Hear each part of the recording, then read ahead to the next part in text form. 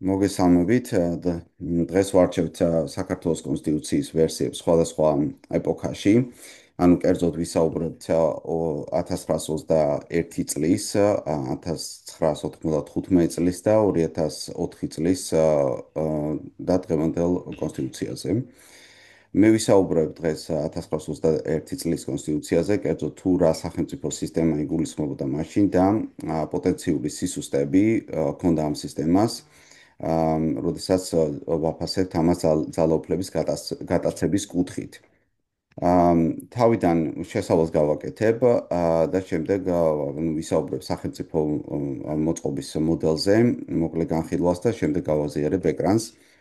ან კონსტიტუციის მიხედვით საქართველოს იყენებდა საპარლამენტო სისტემას, ეს ხდება 1921 წლის კონსტიტუციით, მაგრამ მასში იყო ერთგვარი მცდელობა, რომ გაერთიანებინა კლასიკური ევროპული პარლამენტის სისტემა და შვეიცარიის პირდაპირი დემოკრატიის ელემენტები. და ეს კერძოდ როგორ იყო, ანუ მოწყობილი, ანუ პარლამენტის ისტორია იყო 1919 წელს საქართველოს ჩატარდა პროპორციულ პრინციპზე დაფუძნებული არჩევნები, რომლებიც ასე ვთქვათ, რომელიცაც წყნარ გამართულ რეჟიმში გაიმართა. მაშინ არჩეულ იქნა 30 პარლამენტის წევრი ამ პროპორციული არჩევნებით, მათ შორის 5 ქალი. და მათ ევალებოდათ ერთ-ერთი დავალება მათ ჰქონდათ, რომ გაკეთებული შედგენილიყო კონსტიტუციის შემუშავება იყო ერთ-ერთი დავალება. შემდეგ ამ გამოცდილებამ საფუძველი დაუდო, მე ხა ძალიან დეტალებში ვარ შევიდე ამასთან დაკავშირებით, ამ გამოცდილებამ რომ ასეთი ტიპის არჩევნები მაშინ ჩატარდა, საფუძველი დაუდო, რომ გაეგრძელებინათ პროპორციული არჩევნების სისტემა და 130 წევრიანი პარლამენტი, თუმცა ეს 130 წევრის რაოდენობა ჩვეულებრივ ესე პირდაპირ არ წერია კონსტიტუციაში, მაგრამ იგულისხმებოდა, რომ ეს იქნებოდა ასე ვთქვათ 130 წევრი.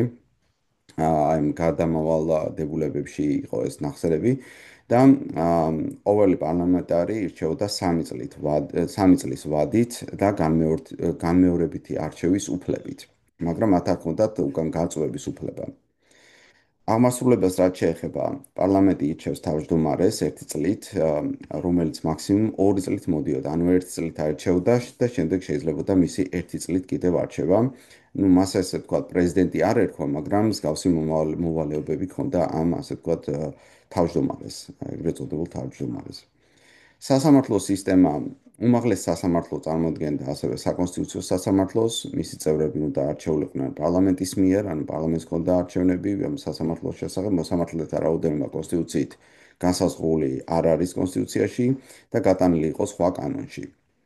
ანუ თეორიულად პარლამენტს ჰქონდა ბერკეტი, რომ თუ ეს მას დასჭირდებოდა სამომავლოდ, რომ მოსამართლეების რაოდენობა შეეცვალა, მაგალითად დაემატებინა მოსამართლეების რაოდენობა, რომელსაც ნუ რაღაც კრიზისის მდგომარეობა შეიძლება შემოეტანა. ამის მაგალითები ჩვენ ადრე განვიხილეთ ამერიკაში ამის ცდელობა მაგალითად. რაც შეეხება ვერტიკალურ ჭრილში, სახელმწიფო იყო უნიტარულ სტილში მოწყობილი, ამ დეცენტრალიზაციის საკითხები გატანილიყო კონსტიტუციის გარე კანონებში უპირატესად და მას აკონტროლებდა პარლამენტი. ქვეყნის სამართავად პოპულაცია, ასე ვთქვათ, დანაწილებული იყო მაზრებად, სადაც თვითმმართველობის წევრები ასევე პროპორციულად ირჩევდნენ, ასეთი იყო 56 მაზრა. და თავის მხრივ მაზრების ჯგუფებს მართავდა გუბერნატორი, ანუ მაშინდელი კომისარი, რომელიც მთავრობის კაბინეტის მიერ იყო დანიშნული და პარლამენტით შემდეგ დამტკიცებული. ამასთან მოსდევდა ავტონომიები, როგორც აფხაზეთი აჭარა, ზაქათალა და მათი კანონმდებლობა კონსტიტუციიდან ასევე გატანილი იყო და ჯერ არ იყო შემუშავებული მაშინ, როდესაც ეს კონსტიტუცია მიიღეს. დრო რომ არ დავკარგოთ, მე ცალკეულ მუხლებზე გადავალ კონსტიტუციის, რომელშიც ასე ვთქვათ, აღწერილია ის ძირითად პრობლემური მუხლები, რაც დავინახე მე და ასევე ის ნაწილები, რომელიც სამომავლოდ შეიძლება ჩვენ გავითვალისწინოთ, რადგან არის ნაწილები, რომელიც ძალიან საინტერესოა და უნიკალურია. ავაზიარებ.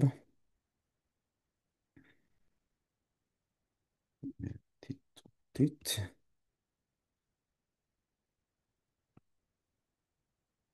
და მიდასტურეთ რომ ხედავთ ეკრანს.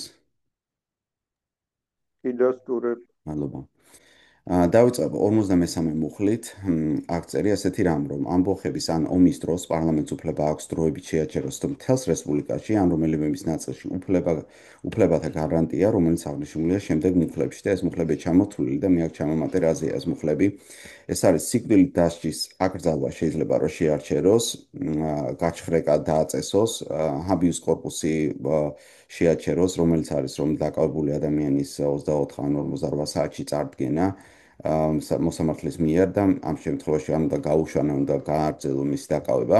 შემდეგ არის მიწის ჩამორთმევის სასამართლოს გარეშე, ასევე მიმოსვლის შეჩერება, აზრის გამოხატვის შეჩერება, შეკრების თავისუფლების შეჩერება. შეუძლია გააკეთოს პარლამენტ შეუძლია ეს გააკეთოს. ომის დროს კი 21 მუხლში აღნიშნული გარანტიაც იმ პირობით, რომ სამხედრო სამართალში მიცემა შესაძლებელია მხოლოდ მოქმედი ჯარის მიერ დაკავებულ ტერიტორიაზე. ანუ სამხედრო სასამართლოში გადავიდოდა საქმე და არა სამოქალაქო. თუ პარლამენტი შეკრებილი არ არის, შემდეგი ეს მუხლი გრძელდება. თუ შეკრებილი არის პარლამენტი, მთავრობა შეუძლია თავის პასუხისმგებლობით შეაჩეროს ზემოაღნიშნული გარანტიათა მოქმედება, ხოლო დაუყოვნებლივ უნდა მოიწვიოს პარლამენტი და თავის დადგენილება წარუდგინოს. ანუ ეს არის მსგავსი იმ ამერიკის სისტემისა, რაც ჩვენ ადრე განვიხილეს, როდესაც რომ მთავრობას აძლევს ამ ბერკეტს პარლამენტი სანამ ის თვითონ არ შეიკრიბება. მსგავსი რამე არის განსაკუთრებულ განმეობაში 70-მე მუხლე. უკვე თუ მთავრობის დადგენილების გამოტანა დაბრკოლებულია, თავმჯდომარე შეუძლია გამოიწვიოს რესპუბლიკის შეიარაღებული ძალა, რათა დაუნოყოვნებლივ მოახდინოს და რაც დაუყოვნებლივ და მოახსენოს პარლამენტს.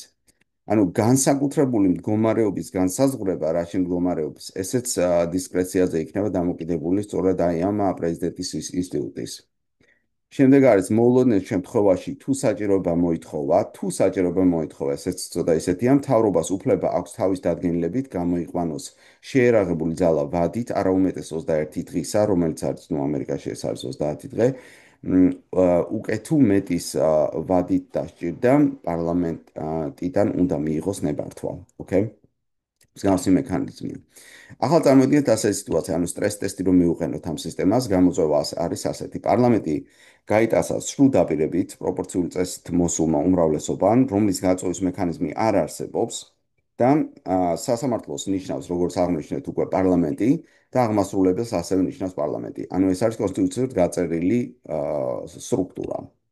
ანუ კანონი არ აძლევს ხალხს ბერკეტს, რომ შესვალოს პარლამენტი, კონსტიტუცია ამბოხების შემთხვევაში ხალხს პირიქით ზღუდავს აი ამ სწორედ ზემოთ აღნიშნული თავისუფლებების შეზღუდვით, მათ შორის სიკვდილის დასჯის შეზღუდვის მოსპობით. პოტენციური გამოსავალი ის იგივე კონსტიტუციიდან არის ასეთი რამ, მუხლი 64. თუ 30,000 მომრჩეველმა წერილობით მოითხოვა, პარლამენტი ვალდებულია ახლად მიღებული კანონი სარეფერენდუმოდ ხალხს წარუდგინოს. ან რეფერენდუმის წესს შემდეგ განსაზღვროს კანონი. ანუ 64 მუხლის გამოწვევა არის ესეთი რა, რომ რეფერენდუმის მის წესს ცვლის თვითონ პარლამენტი და ის კონსტიტუციის ნაწილი არაა. ოკეი? ანუ მაინც პარლამენტზე გადის ეს ხაზი, თუ როგორ ტარდება რეფერენდუმი და პარლამენტი თუ გატაცებულია, შეუძლია რომ ეს კანონმდებლობა შეცვალოს.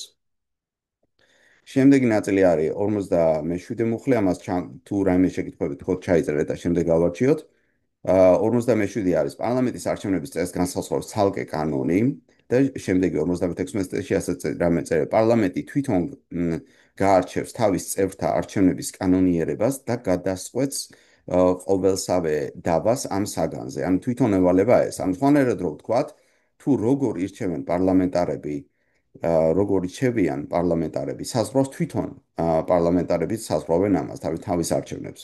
სტრეს ტესტი რო ავიღოთ უმრავლესობა შეთანხმდა, რომ არჩევნების წესები სათავისოდ მომართონ და მაგალითად ახალ პარტიებს გზა ჩაუჭრან, რომ რაც პრინციპში აქ ამერიკაში ასეთნაირად არის ეს მოწყობილი, რეფერენდუმის წესს განსაზღვრავს ისევ პარლამენტი და სასამართლო დამოუკიდებელი პრინციპში არ არის, იმიტომ რომ ის დამოუკიდებულია პარლამენტზე და პარლამენტს შეუძლია მათი რაოდენობის შეცვლათ. მუხლი 60. პარლამენტი თვითონ განსაზღვრავს რეგლამენტს და თავის მოქმედების წესს. აქ მრავალი პოტენციური პრობლემაა, მაგრამ პასუხისმგებლობის ჩამოშლა, დაბალი დასწრება კანონებზე, კანონების ზერელი განხილვა, კომიტეტების ლოიალისტებით გადავსება და ასე შემდეგ. საჭიროებს რაღაც გარკვეულ წესებს, თუ როგორ უნდა მოქმედებდეს პარლამენტი და რა წესები უნდა იყოს, ალბათ ჯობია, ჩემი აზრით, რომ ეს იყოს კონსტიტუციაშიც გაწერილი. შემდეგ არის 74 სამემუხლი ინიციატივის უფლება, ანუ რა კანონმდებლობა უნდა შემოვიდეს მაგალითად, აქვს პარლამენტს ის ყოველ წევრს და 5000 ამომრჩეველს. ეხლა მე აქ ან ჩავამატე 100. აქ, ანუ რა იგულისხმება? აქ ცოტა არის ეს გაურკვევლობა სიტუაცია. პარლამენტის ყოველ წევრს თუ უნდა იყოს ან მაგალითად სტრეს ტესტ თუ მაგალითად ეს არის და როგორც აქ წერია, ხო? და ასეთ ინტერპრეტაციას მიიღებს ეს. სტრეს ტესტიო 5000 ამორჩეული და ერთი წევრი შეთანხმდნენ, რომ პარლამენტს გაუკეთონ პარალიზება გაუთავებელი ინიციატივების განხილვით. ანუ ეს 5000 ადამიანი ყოველ მეორე დღეს შემოაქვს რაღაცა კანონმდებლობა და პარლამენტის ერთ წევრს. ანუ ესეთი ვარიანტიც არსებობს ამ კონსტიტუციაში, თუ სხვა კანონებში არ არის ეს დარეგულირებული, მაშინ კონსტიტუცია ამის ბერკეტს აძლევს ამ 5000 ადამიანს. და თუ ეს არის ან, მაშინ კიდე სხვანაირად არის საქმე, აქ მე ხას უსვამ იმას, რომ ამერიკის კონსტიტუციაში არის ხოლმე ეს დავა ყოველთვის, რომ რას გულისხმობდნენ ისინი, აქ ანს გულისხმობდნენ თუ დას გულისხმობდნენ. ამიტომ ეს ambiguity, ანუ გაურკვევლობა ტექსტის არის ძალიან მნიშვნელოვანი, რომ იყოს შემცირებული. შემდეგ არის 77 მუხლი, მთავრობას ყავს თავმჯდომარე, რომელსაც ირჩევს პარლამენტი ერთი წლის ვადით. ერთი და იგივე პირი შეიძლება არჩეულ იქნას ზედიზედ მხოლოდ ორჯერ. ამ პრობლემა რას წარმოადგენს, რომ აღმასრულების ინსტიტუტის თავმჯდომარედ გვევლინება ერთი პიროვნება და არ ყავს შემოკავებული თანასწორი საბჭო, როგორც არის მაგალითად შვეიცარიის შემთხვევაში. სხვა ქვეყნების მაგალითით არის ტენდენცია, რომ ერთი აღმასრულებელი გახდეს ძალაუფლების მიმტაცებელი და განსაკუთრებით თუ მას ირჩევს პარლამენტი და არა ხალხი. ანუ პირდაპირ ამორჩეველი არ არის აქ არის არაპირდაპირი არჩევნებით მოსული აღმასრულებელი ხელისუფლება, რომელიც წარმოადგენს ერთ ადამიანს. შემდეგ არის მეორე პრობლემა აქ. მაქსიმუმ 2 წელი, ხო? ანუ თითქოს ეს არის იმის მიტიგაცია, რომ ძალაუფლების მიტაცება არ მოხდეს და ამ ადამიანმა, ასე ვთქვათ, არ დარჩეს მთავრობაში, მაგრამ თვითონ ეს ხშირი ცვლილებად თავის მხრივ იწვევს იმას, რომ ეს გამოუცდელი ადამიანი რჩება 2 წელიწადში ან 1 წელიწადში ვერ იძენს შესაბამის უნარებს იმისთვის, რომ ასე ვთქვათ, გაბედულად და კარგად მოწესრიგებლად მართოს ქვეყანა და ეს იწვევს სწორედ ამ უძლურობას და გამოცდილობას. შემდეგ არის 77 მთავრობის დანარჩენ წევრებს, მინისტრებს იწვევს მთავრობის თავმჯდომარე, ანუ ეს ერთი ადამიანი რესპუბლიკის იმ მოქალაქეებიდან, რომელთაც პარლამენტის არჩევნებში მონაწილეობის უფლება აქვთ. ოკეი. ახლა პრობლემა აქ რა არის? იგივე პრობლემაა, რაც პრეზიდენტის ინსტიტუტი ამერიკაში და ჩვენ ეს გავარჩიეთ.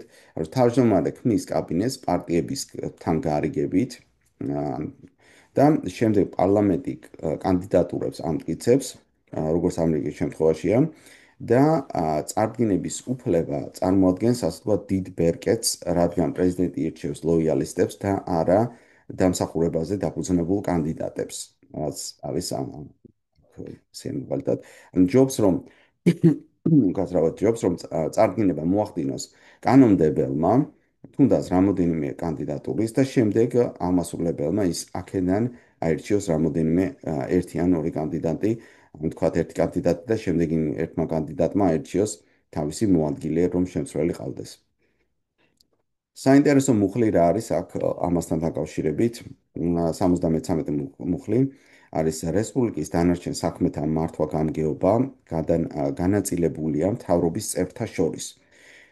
თითოეული მათგანი დამოუკიდებლად და პარლამენტის წინაშე საკუთარი პასუხისმგებლობით განაგებს მისთვის მინდობილ უწყებას და უნდა გადადგეს, როცა პარლამენტის პირდაპირ დადგენილებით დაჰკარგავს მის ნდობას. ანუ საპარლამენტო სისტემებს ახასიათებს ხშირი ცვლის საშიშროება, რაც ეხება მთელს კაბინეტს ერთად, მაგრამ ამ მექანიზმით, ამ კონსტიტუციაში ისინი იძლევიან საშუალებას, რომ ცვლიან ერთ მინისტრს და არა მთელს კაბინეტს. და ეს იყო, ასე ვთქვათ, ერთ-ერთ კრიტიკაში, რომელიც ამ კონსტიტუციაში შეეხება, ასე ვთქვათ, დადებითი ნაწილი, რომ ევროპული კონსტიტუციებიდან გამომდინარე, ხშირად ხდება ხოლმე მთელი კაბინეტის ცვლილება და ეს მექანიზმი ხელს უშლის ამას და უწყობს პირიქით იმას, რომ ერთი მინისტრი მოიხსნას პარლამენტის მიერ, პირდაპირ პარლამენტის მიერ და არა მთელი კაბინეტი. შემდეგ არის 75-ე კონსტიტუციის დარღვევისთვის მთავრობის თავმჯდომარე და მთავრობის წევრები პასუხისმგებელი არიან სასამართლოს წინაშე. მათი პასუხისმგებლობაში მიცემა შეუძლია მხოლოდ პარლამენტს. მათი გასამართლება საერთო წესით სწარმოებს. ანუ რა არის, რომ იმპიჩმენტის მექანიზმი, რაც რომ ჩვენ ადრე გავარჩიეთ, ხო, არის გადაცემული პირდაპირ სასამართლოზე. აქ არის ისე, რომ ჩვენ იმპიჩმენტი მოხდება, შემდეგ ამის სამართლიანობას ხომ უნდა გაარჩიოს, ან ორივე პალატამ უნდა დაამტკიცოს. აქ კი კოდიფიცირებულ სასამართლოს გადაეცემა ის დაარღვია თუ არა მან კონსტიტუცია პირდაპირ. ეს რომელიც საკმაოდ საინტერესო და ესეთი კარგი მექანიზმია. იმ შემთხვევაში თუ სასამართლო არის თავისუფალი, ხო? საინტერესოა, რომ არჩეული პარლამენტარები არ აძლევენ მსგავს უფლებას მათივე თავისივე გადაყენებისთვის, მაგალითად არ არსებობს გაწევის მექანიზმი. ანუ ისე ამბობენ, რომ თუ თავმჯდომარე გადააჭარბა გავიდა კონსტიტუციის ფარგლებიდან, ჩვენ მას სასამართლოს გადავცემთ, მაგრამ თავისი ანუ მათივე არჩეულის გაწევის მექანიზმი არსებობს, თუმცა მათი გაწევის მექანიზმი კონსტიტუცია არ იძლევა. სასამართლოს ორგანიზაცია, შემდეგ 77-ე სასამართლოს ორგანიზაცია, იურისდიქცია და კომპეტენცია განისაზღვრება კანონით. აი, უბრალოდ პრობლემურია ეს. კანონს ადგენს პარლამენტი, შესაბამისად ეს ბერკეტი სასამართლოს ზღუდავს. ანუ ის თუ როგორ არის ორგანიზებული სასამართლო, თუ რა წესით ირჩევიან ისინი, ან ვინ შეიძლება იყოს ეს ლოიალისტები თუ არა, ამას განსაზღვრავს პარლამენტი. და პრობლემა ის არის, რომ აი ესეთი მნიშვნელოვანი კანონმდებლობაც კი უბრალო უმრავლესობით მიიღება და არა, თქვათ, 2/3-ით. მუხლი 91, მძიმე სიხლის სამართლის და აგრეთვე პოლიტიკურის და ბეჭდვითი დანაშაულებისთვის არსებობს ნაფიც საჯულთა ინსტიტუტი. ეს არის ძალიან ზოგადი ჩანაწერი და კონკრეტიკას მოითხოვს იმაზე, თუ რამდენი ნაფიც საჯული იქნება, თუ რა დანაშაულებზე იქნება, რაღაც ფინანსურ, რაღაც დანაშაულებზე თუ ასე შემდეგ. ეს ნაფიც საჯულთა ინსტიტუტი ყველას თანაბრად არ ეხება და საქართველოს შემთხვევაში, მაგალითად, დღევანდელ კონსტიტუციაში და რეალობაში რაც არის, თუ ძალიან დიდი დანაშაული გაქვს ჩადენილი, შეიძლება მოითხოვო მაშინ ნაფიც საჯულები და შეიძლება უფრო მეტად გადარჩე, ვიდრე რომ ვიღაცას მაგალითად სილა გააწნა ან რაღაც ესეთი გააკეთო. მუხლი 94. ნუ აქ მოკლედ ვიტყვი ამაზე, ეს არის დეცენტრალიზაციის შესახებ, ანუ აქ მრავალ მუხლში არის ის ნათქვამი, რომ თვითმმართველობის საქმეები ემორჩილება მთავრობის ცენტრალურ ორგანოებს. და ეს არის სხვადასხვანაირი პერიფრაზირებული გაბნეულ მუხლებში ამ კონსტიტუციაში. ანუ ეს მუხლები წარმოადგენს დეცენტრალიზაციის შეზღუდვის მექანიზმებს, რომ არ კონდეს არც რა ფისკალური დამოუკიდებლობა დეცენტრალიზებულ აზრებს და პრინციპში გუბერნატორი ინიშნება ზევიდან და ის განაგებს თუ ეს კანონმდებლობა არის თუ არა მოყვანილი კონსტიტუციასთან ან სხვა ცენტრალურ კანონებთან პარალელში. შემდეგ არის 101 დავამთავრებ მალე ადგილობრივი თვითმმართველობა ირჩევა საყოველთაო პირდაპირ თანასწორი და ფარული და პროპორციული საარჩევნო წესით, ანუ აქ არის პროპორციული საარჩევნო წესი აქვს გამოყენებული მაზრებში. პროპორციულობის მექანიზმი არ იძლევა საშუალებას უკან გაიწვიონ წარმომადგენელი, ასევე გაურკვეველია ცენტრალურად კონკრეტულად უკაცრავად, რომელი პიროვნება არის პასუხისმგებელი რომელ ტერიტორიაზე. ანუ წარმომადგენლობითი სისტემა, რომელიც არის იგივე შვეიცარიაში, ამერიკაში, არის დარღვეული და ვინ და ეს შლის სწორედ აი ამ უკან გაწევის მექანიზმს იმ საფრთხეს, რომელიც უნდა აკავებდეს კანონმდებელს, რომ ისეთი კანონები არ შემოიტანოს, ან ისეთი გადაწყვეტილები არ მიიღოს სხვა კანონებზე, რომელიც რომ ხალხს შეზღუდავს, აი ამის ბერკეტი ხალხს არ აქვს აქ მიცემული. შემდეგ არის 155 კონსტიტუციის საზოგადო ან ნაწილობრივი გადასინჯვის შესახებ ინიციატივის უფლება აქვს პარლამენტის წევრთა ნახევრის არანაკლებისა და ანუ ნახევარს და 50,000 ამომრჩევლისა. ოკეი, აი აქაც არის ეს აქ რას გულისხმობენ ამ A-ში და B-ში, A-ს და B-ს თუ A-ს ან B-ს. თუ ისე მართლა დას გულისხმობენ, ხო? მაშინ A და გამოიწვია. B, A და B ორი მექანიზმია. და იქ იყო და, ანუ საჭირო იყო 30,000 და ერთი წევრი პარლამენტიდან. ანუ ცხადად გაწერილია იქ, ანუ მაგას გულისხმობენ. დიახ. და აქაც და არის მაშინ, ხო?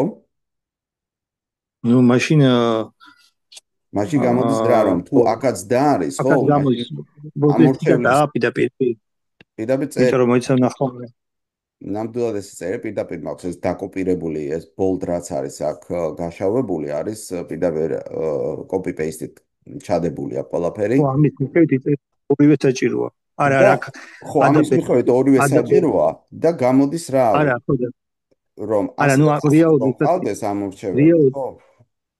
რეალურად არის ორი მექანიზმია.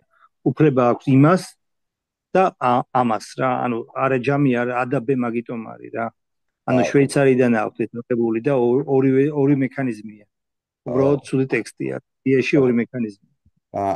ანუ ეს არის ინტერპრეტაციის საშუალებას იძლევა, აი ეს და უნდა იყოს სხვანაირად გაწეული, მე ამის მომხრე ვარ უფრო ამას რაც შეეხება, მაგრამ თუ ეს მართლა და მაშინ და თუ ან არის კი ბატონო, მაშინ უკეთესი სიტუაციაა, მაგრამ თუ ეს არის და მაშინ რამდენიც არ უნდა ხალხი მოიყვანო, მაინც გადაწყვეტილება პარლამენტამდე მიდის.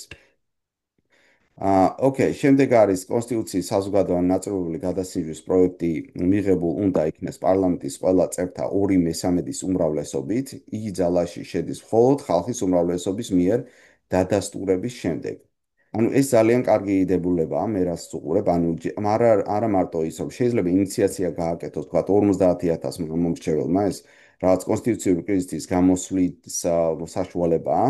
შემდეგ აქედან გამომდინარე 2/3 დაამტკიცოს პარლამენტმა და შემდეგ ეს გაიტანოს ისევ რეფერენდუმზე, იმისთვის რომ დამტკიცდეს კონსტიტუციის ახალ ნაწილად.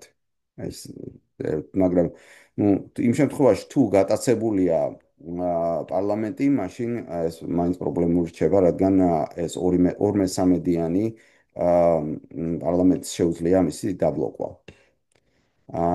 შემდეგ არის საქართველოს დემოკრატიულ რესპუბლიკას მართვა-გამგეობას ფორმის გაუქმება არ შეიძლება გახდეს კონსტიტუციის გადასინჯვის წინადადების საგნად.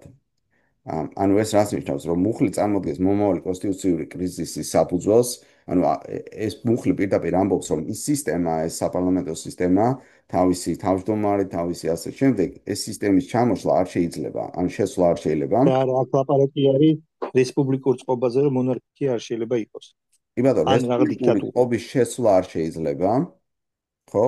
ამაზე ლაპარაკი, რომ ნახე დაწერია მჰმ.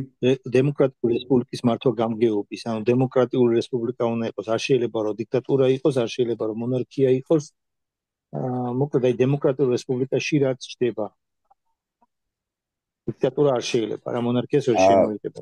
დიქტატურა არ შეიძლება, მაგრამ მაგალითად ფედერალურ მოწყობაზე გადასვლასაც შეიძლება არ არა აძლევს პრობლემა. საშუალებას. სადღაც აქ ლაპარაკი არის, ეგ არის არსობრივად იყო ეგ ნაწილი რა. რომ აქ ლაპარაკი არის დემოკრატიული რესპუბლიკის წყობა უნდა იყოსო რა, დემოკრატიული უნდა იყოს რესპუბლიკა, ამას გულისხმობდნენ ნამდვილად. და იქ როგორ სტრუქტურა გექნება, ეს უკვე კონსტიტუციის ნაწილია, მაგრამ ალტერნატივა დამოუკიდებელი დემოკრატიული სახელმწიფო უნდა იყოს, ეგარ დაცული მუხლი, ასე ვთქვათ. მაგრამ არსი უბრალოდ რას დისკუსიები გულისხმობთ? შემდეგ დისკუსიის საგანი ხდება თუ დემოკრატიის ფორმის რომელი ვარიანტი არის დემოკრატიული რესპუბლიკის მართვა-გამგეობის მისაღები ფორმა.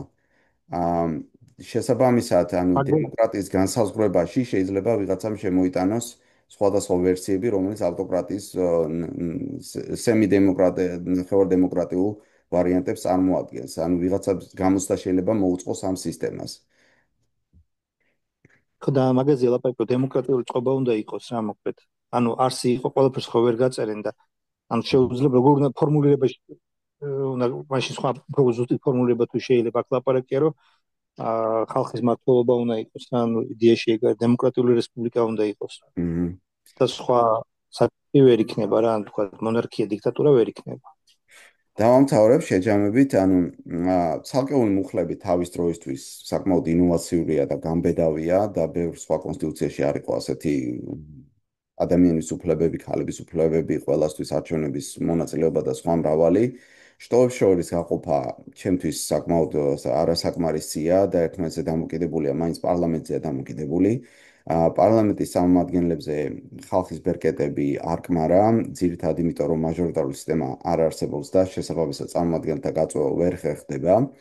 რეფერენდუმის შესახებ კანონი პარლამენტის ხელშია. დიდი უმრავლესობით მოსულ პარტიას შეუძლია მთლიანად გაიტაცოს ხალხის ნება და კონსტიტუცია აჯანყებას კანონით ჯის და იმ მუხლებს, რაც ჩამოთვალე თავიდანვე აუქმებს.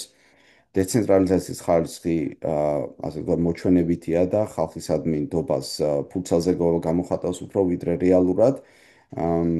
მაკონტროლებელი კომისარს მაინც ეკუთვნის საბოლოო სიყვარული ისევ ცენტრს. ამინისტიას რაც შეეხება ეს აქამდე არ მithქვას, რომ აცხადებს პარლამენტი და არა პრეზიდენტი და ეს საკმაოდ მომწონს, ვიდრე ანუ ერთი ადამიანის ხელში არ არის ეს ამნისტიის გამოცხადება. მოკლედ აქ დავამთავრებ მე. გადავიდეთ ალბათ შემდეგ თემას, შემდეგ ვერსიაზე კონსტიტუციის და შემდეგ გავაკეთოთ დისკუსია ერთად. მადლობა. მე გავაზიარებ ეკრანს და რო დაამატო კომპიუტერიდან გავაზიარებ ეკრანს. მჰმ. მე მინუბროდ დავაჯამე ის პრობლემები, რომელსაც ხედავ არსებულ კონსტიტუციებში დამოკიდების აღდგენის შემდეგ და აი ამას ეხავე მომცე გაზიარების უფლება.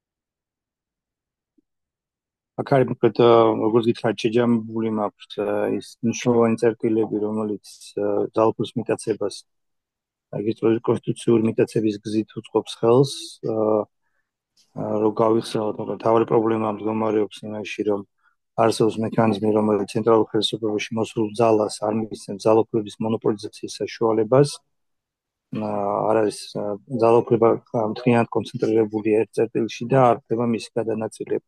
ამიტომ თქვენ თუ იღებთ ამ ცენტრალურ წერტილს ძალაუფლების აკონტროლებით ყველაფერს. და ეხლა როგორ ხდება ეს ყველაფერი? ანუ რაში გამოიხატება, რომ მის მოდიფიკად ცენტრალურ ხელისუფლებაში და ყველა ბერკეტი შენ ხელში ეს არის მათ შორის ბიუჯეტის გადანაწილება, ძალოვანი სტრუქტურების კონტროლი, რომელიც მთლიანად ვერტიკალიზირებულია, სახელმწიფო აპარატი და თქო ყველა საარჩევნო სისტემა, საარჩევნო ადმინისტრაცია და ეშმ. სანამ მაგას გადავთ, როგორ ხდებოდა ისტორიულად ჩვენთან, ხო რა პრაქტიკა გვაქვს. ანუ რევოლუციურად მოდის ახალი ძალა, რომელიც აი ამ მთელ ძალაუფლებას იღებს ხელში, რომელიც დამოუკრილია ცენტრში და სულ კონტროლს ამყარებს მთელ ტერიტორიას. მერე შემდეგი ეტაპია ხომ რომ აღებული ძალაუფლების შიგნით შიდა განაწილება ხდება ამ რევოლუციით მოსულ ძალებს შორის. ყველა ასე ვთქვათ ავტოკრატია ჩვენთან იწყებდა კოალიციები. ამიტომაც საზოგადოებას ამიტომაც არა აკონტროლება.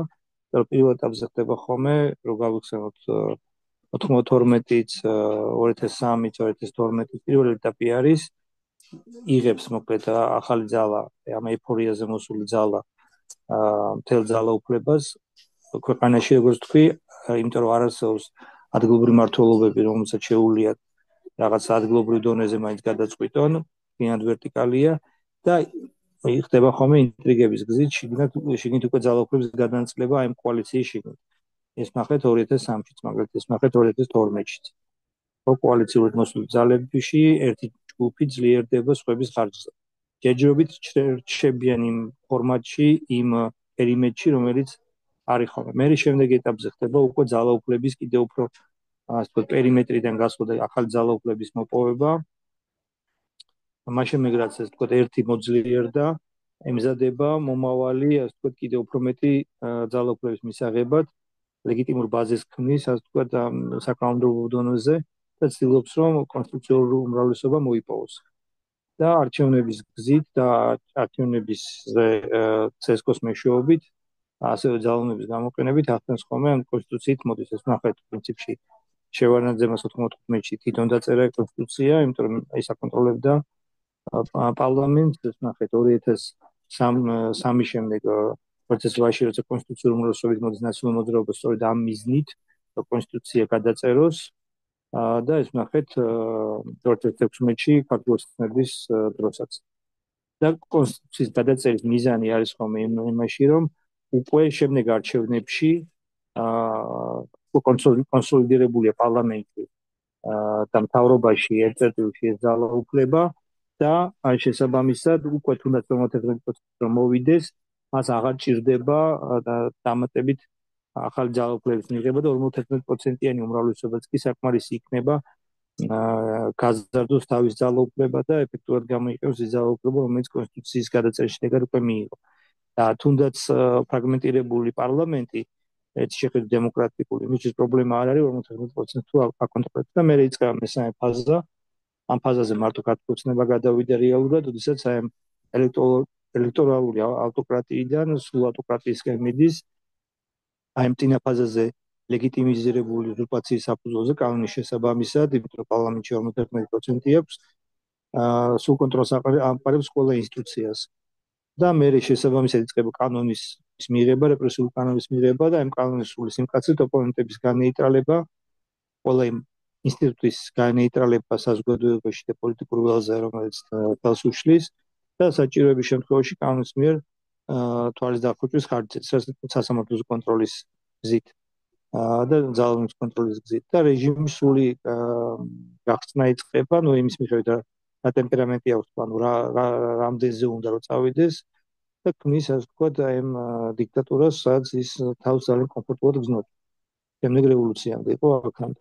ეხლა რომ დავაკვირდით მექანიზმს, ეხლა პატარა ციტატას მოვიყვანოთ, კარგად აქვს აღწერილი ჟორდანიას, უნდა ცენტრალიზებული სახელმწიფო მოდელი. ხალხმა თუ დეპუტატი აირჩია და პარლამენტში გაუშვაო, შემდეგ ხალხს არაფერს კითხავენ. ის მართვა გამგეობაში არავით არის მონაწილეობას არ ღებულობს. ხოლო მისი ადგილობრივი თვითმმართველობა იმყოფება ცენტრის სასტიკ ოპეკის ქვეშ. არანაირი ამ რეჟიმის მეოხებით ისინი სახელმწიფოს ფარგლებში არ ითმეენ და არ აძლევენ სხვა რომელიმე ძალაუფლებას დამკვიდრებას. და თუ ის ცენტრთან არ არის დამოკიდებული და უკანასკნელი მას კონტროლს არ უწევს. მოკლედ რეალურად აღწერილია ჩვენი სიტუაცია, მე შემიძლია ჩაგიდოთ ნახოთ თქვენ. ამიტომ ცენტრში გაატრიალებაც რომ მოხდესო, რადგან ყველაფერს აკონტროლებს პერიფერიებშიც არანაირი არსად არ ხდება რაიმე კონსტიტუციური დაბრკოლებები, რომელიც მის გავრცელებას ხელს შეუშლით, ანუ საკმარისად ცენტრში აიღო და მოახდინეთ როგორც კიდე გადატრიალება მაგალითად და მაგალითი მოყავს რომ შვეიცარიის ცენტრში გადატრიალება მოახდინოთ, ამით კანტონებში ვერავითარ გადატრიალებას ვერ გამოიწვევს. ასეთივე გადატრიალება პარიზში ნიშნავს მთელი საფრანგეთის სახელმწიფოს მექანიზმის ხელში ჩაგდებას. ეს ცენტრალიზებული, დეცენტრალიზებული სახელმწიფოების მაგალითია. ჩვენ შემთხვევაში როგორ არის? ჩვენ შემთხვევაში ფორმალურად ვართ ეს ვთქვათ ელექტრონულ ავტოკრატიაში მოქალაქეები ფორმალურად ირჩევენ პარლამენტს, ხო? და პარლამენტში 51%-იც კი გაძლევს საშუალებას არსებული კონსტიტუციით დააკომპლექტო მთავრობა, შესაბამისად სამინისტროები, შესაბამისად მისი მთელი ვერტიკალი, სიპები, სახელმწიფო სააგენტოები, შეპსები და რაც თავი ძალოვანი სისტემა. მთელი ვერტიკალი გაქვს დაქვემდებარებული. მეორე რიგში პარლამენტი და მთავრობა, იმიტომ რომ მთავრობა პარლამენტის ქვეშ არის, სასამართლოზე კონტროლია და მთელი ვერტიკალი მე უკვე სასამართლოს ფორმირების მექანიზმი რადგან კონტროლია, მთელი ვერტიკალი ფორმირდება ესე, რომ ეს ვერტიკალურია და ანუ ფაქტიურად ამყარებ მთელ ძალაუფლებას ცენტრში ძალაუფლების სამივე შტოზე. და ასევე ბიუჯეტის მეშვეობით იქიდან გამომდინარე თვითმმართველობას ბიუჯეტიც კი არა აქვს და მისი ასე ვთქვათ უფლებამოსილება ძალიან მცირეა. ბიუჯეტის მეშვეობით ახლა მანიპულირებას უკვე თვითმმართველობაზე და ნუ იქ შენგემოზე მართლა. ასევე ძალიან მნიშვნელოვანია საარჩევნო CSKO-ს ფორმირება, ანუ მოქმედი კანონმდებლობით პარლამენტი CSKO ჩვენთან შედგება ორი ტიპის წევრებისგან, ერთი არის კვალიფიცირებული პარტიების წარმომადგენლები, ისინი ჯამში 50%-ს არჩდება, დანარჩენი ირჩევა უკვე ეგრეთ წოდებული პარლამენტის მიერ ეგრეთ წოდებული პროფესიული წევრებისგან. და რადგან პარლამენტში 51%-ით მოსული ჯგუფს აქვს საშუალება იმის, რომ თვითონ დააკომპლექტოს ფაქტიურად ხელისუფლებაში მყოფი ჯგუფი, თუნდაც 51%-იანი მხარდაჭერით ახერხებს რომ კონტროლი დაამყაროს CSKO ცენტრალურ საარჩევნო კომისიაზე, რომელიც კანონმდებლობის მიხედვით თავის მხრივ ირჩევს, ანუ ლოიალისტებით გაავსოს 50% ავტომატურად შეუძლია ლოიალისტებით იყოს და პლუს ყავს თავისი პარტიული წარმომადგენელი, ამიტომ უმრავლესობა გარანტირებულია კანონით. CSKO შემდეგ ადმინისტრების მიზნით ირჩევს საოლქო საარჩევნო კომისიებს, იგივე პრინციპით, სადაც 50+1 ისევ არის აქტუალობის მაგალითად პლუს უნდა ეწეროს. შესწორმა მაქვს 50+1 ისევ არის ლოიალისტები, იმიტომ რომ ისევ ნახევარი ირჩევა ეგრეთ წოდებული პროფესიული ნიშნით, რომელსაც CSKO ნიშნავს. და მერე უკვე საოლქოები ნიშნავენ ასევე პროფესიული წესით მოქმედ კომისიის წევრს, საუბნო კომისიის წევრს, ანუ ფაქტიურად მთელი პროცესი კანონმდებლობისვე საფუძველზე იძლევა გარანტიას, რომ იქნება ლოიალისტებით დაკომპლექტებული. მერე ეს კომისია ბუნებრივია ატარებს არჩევნებს ასევე კანონმდებლობის მიხედვით და რადგან იქ ლოიალისტები არიან, შესაბამისად ჯაჭვური მოჯადოებული წრეს ვიღებთ, CSKO ატარებს არჩევნებს, რომელიც თავის მხრივ დაკომპლექტებულია მმართველი ძალის მიერ და მერე აი ეს CSKO უზრუნველყოფს იმას, რომ ამმართველმა ძალამ ისევ გაიმარჯვოს და აი ეს წრე ტრიალებს. აი ჩვენ გვაქვს ეს მარცხენა სისტემა, თქვენ თუ მიიტაცებთ ცენტრს შესაბამისად აკონტროლებს პერიფერიებს, ჟორდანია რასაც წერს. დეცენტრალიზებული შემთხვევაში წინაღობები, კონსტიტუციური წინაღობებიო ჟორდანიის ტერმინი რო გამოვიყენოთ, წინაღობას უწევენ რა, რაც უფრო მეტია ესეთი წინაღობა, მეტი შანსია რომ ცენტრში მოსვლის შედეგად ქვეყანას მთელ ძალაუფლებას ხელში არ იგებს. ამას პირობითად ტექნოლოგიები შეძახიან ხოლმე სისტემების ცენტრალური შეცდომის წერტილი. ინტერნეტი მაგალითად ეს არის ინტერნეტის აი ესენი არის ინტერნეტის მოდელები. მოკლედ რამდენიმე ის რო გამოვყოთ, ესე იგი მოდელს აქვს თანაყოლილი ჰაკი, ანუ ის რომ უზურპაცია ხდება, ის ამ მოდელში დევს, იმიტომ რომ მთელი ძალაუფლება 90%, მინიმუმ 90% ქვეყანაში არსებული ძალაუფლების კონსოლიდირებულია და კონცენტრირებულია ერთ წერტილში.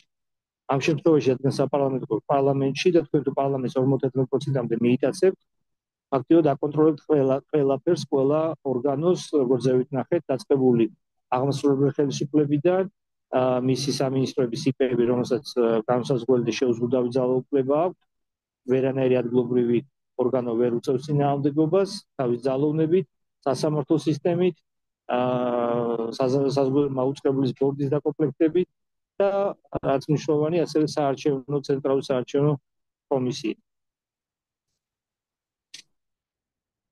ანუ თქვენ მთელი მომენტალურად იწვება ხოლმე ხელისუფლება მთელ ქვეყანაში. ეს ნახეთ 2003-ში, ნახეთ 2012-ში, როდესაც მერები უბრალოდ გადავიდნენ მართლ ხელისუფლების მართველი ძალის ქვეშ და მთელი კონტროლი მყარდება. მეორე არის თვითონ შემუშავების პროცესი არის დახურული, არის მაქსიმალურად ექსკლუზიური პროცესი ფორმალურ ანუ მუშავდება რეალურად აი ამ ის ვინც პარლამენტს აკონტროლებს იმ ძალის მიერ, თუნდაც 51% იყოს და არა მეტი, უბრალო უმრავლესობაც კი და მე ან თუ ორი მესამე თუ საკონსტიტუციო უმრავლესობა ხო კარგი თუ არა და სხვასთან კოალიციით მაინც მიაღწევს საკუთრებას.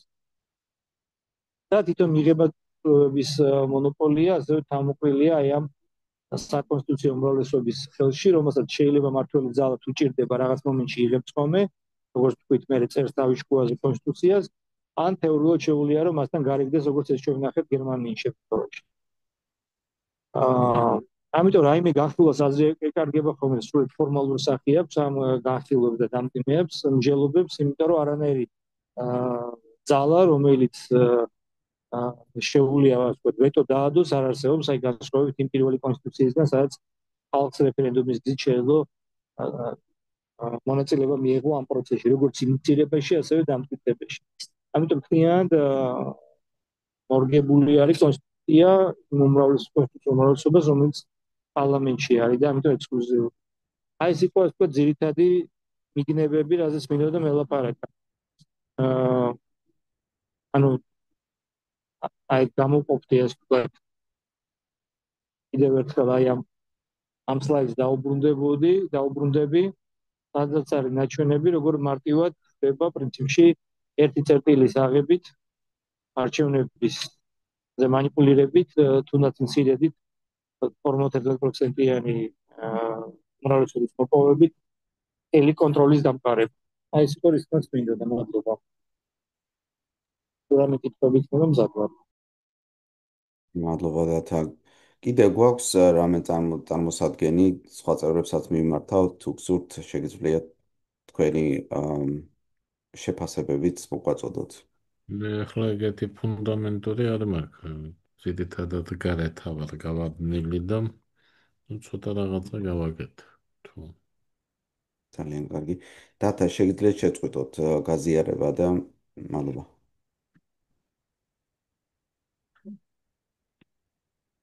გაზიარება როგორ იყო უნდა შევახსენეთ? Shares რომ დააჭიროთ ქვეშ, მწვანე და დოკუმენტს, ხო? ხო, მე აირჩიეთ რომელი დოკუმენტის გაზიარება გინდათ. დოკუმენტს თუ არა ის იყო, რა ქვია სკრინის შეგიძლიათ მთელი სკრინი გააზიაროთ. აგერ სკრინია, ხო. ხედავთ კი.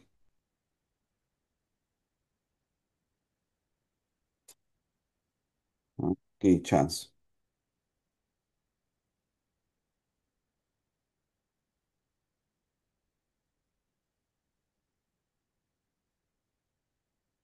ხო, ეს რატო შვება ფულს?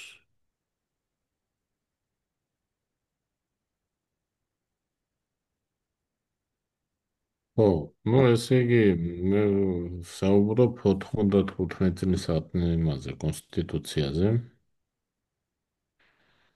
ну გარემო იყო ძალიან სპეციფიური, რომელშიც მიიღეს 95 წლის კონსტიტუცია, ეკონომიკური კოლაფსი, ნახევარდათ ლეგიტიმური ორგანოები, სახელმწიფო სამოქალაქო ომის ფონზე შექმნილი. პარლამენტი საოცრად ჭრელი 24 პარტია იყო და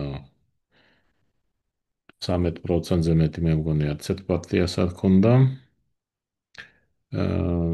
კრიმინალური ვითარება უმძიმესი, ომში დამარცხებით გამოწვეული თავმდები ფსიქოლოგიური პრობლემები. სახელმწიფოებრიობის შეგრძნება არ ჰქონდა ჩვენ ქართველებს, იმიტომ რომ არ გვახსოვდა ზოგადად სახელმწიფო რა არის.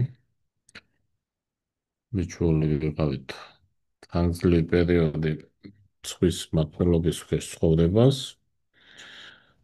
ყველაზე მთავარია დემოკრატიული განვითარების ნულოვანი გამოცდილება ჰქონდა. ადრე დემოკრატია, ახლა დემოკრატიული რესპუბლიკის პერიოდში ვარ ჩართული, იმიტომ რომ ძალიან ხანმოკლე იყო და მას მერე რამდენიმე თაობის წყვეტა ჰქონდა.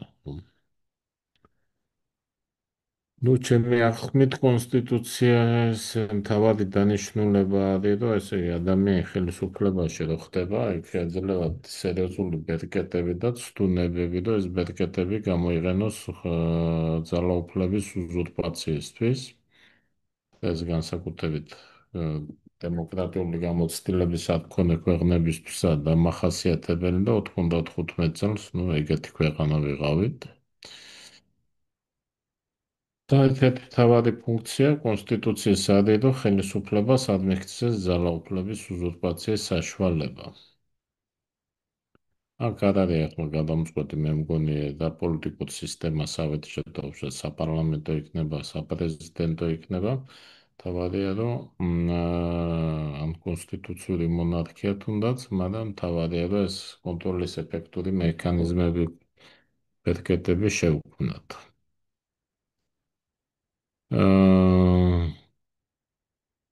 ნუ ამ მხრივ, ნუ პირველ რიგში, რა თქმა უნდა, ძალიან მნიშვნელოვანია სახელმწიფო გავლენებისგან თავისუფალი სასამართლოს სისტემის შექმნა, გვჭირდება ძლიერი სამოქალაქო საზოგადოება და ძლიერი პლურალისტური მედია. საზოგადოებას უნდა ჰქონდეს ძალიან მკაფიო და ხელმისაწვდომი ბერკეტები, რომ მოახდინოს პროცესებზე ზეგავლენა, ანუ გარანტირებული ბერკეტები, რომელიც კონსტიტუციაში იქნება ძალიან მკაფიოდ გაწერილი და დღეს მიმდინარე პროცესები აჩვენებს, რომ ეს საკმაოდ სუსტად აქვს. მანიფესტაციებია, გაფიცვები, რეფერენდუმი თუ არჩევნები, ხო? და ძალიან მნიშვნელოვანია, რომ შეიქმნას, ანუ პოლიტიკური პროცესი უნდა წარმართონ პოლიტიკურმა პარტიებმა და პოლიტიკური პარტიების არაკორუფციული აცებობის მექანიზმები არ არის ამ ქვეყანაში. ანუ პოლიტიკურმა პარტიამ რომ მიაცებოს, აუცილებლად უნდა შევიდეს გარიგებაში ბიზნესთან. ბიზნესისთან მე უჩნდება ვალდებულებები. ეს, ნუ, პირველ რიგში არის მმართველი პარტიის სცენი, მაგრამ არანაკლებ არის დამახასიათებელი ოპოზიციური პარტიებისთვის და ნუ უნდა იყოს მექანიზმები, ნუ ბიზნესთან ურთიერთობა ბევრ დემოკრატიულ ქვეყანაში არის დაშვებული, მაგრამ საქართველოს, ასე ვთქვათ, ჩვენი გამოცდილება მოწმობს, რომ ესეთი ურთიერთობა უნდა იყოს აკრძალული და დაფინანსების მექანიზმები უნდა იყოს სხვანაირად. ძირითადი მექანიზმი უნდა იყოს სახელმწიფო. და ესეც გაწერილი უნდა იყოს კონსტიტუციაში, როგორ ფინანსდება პარტია. რა დოზით. ნუ თვითონ რაც შეეხება უშუალოდ 95 წლის კონსტიტუციას, ეს არის საპრეზიდენტო რესპუბლიკა, რომელიც, ნუ, რაღაც სახელმწიფო ბალანსის რაღაც გარკვეული მექანიზმი არის ჩადებული, დაუშვათ თავდობის წევრებს პარლამენტის თანხმობა დამტკიცებას, პარლამენტის თანხმობა ესაჭიროება, მაგრამ რეალობაში ჩვენ მით უმეტეს ჩვენ რეალობაში პრეზიდენტი და პარლამენტი როგორც ეს ერთი გუნდია და ნუ ზედმეტია ლაპარაკი რაღაცა ამ დაცვით მექანიზმებზე.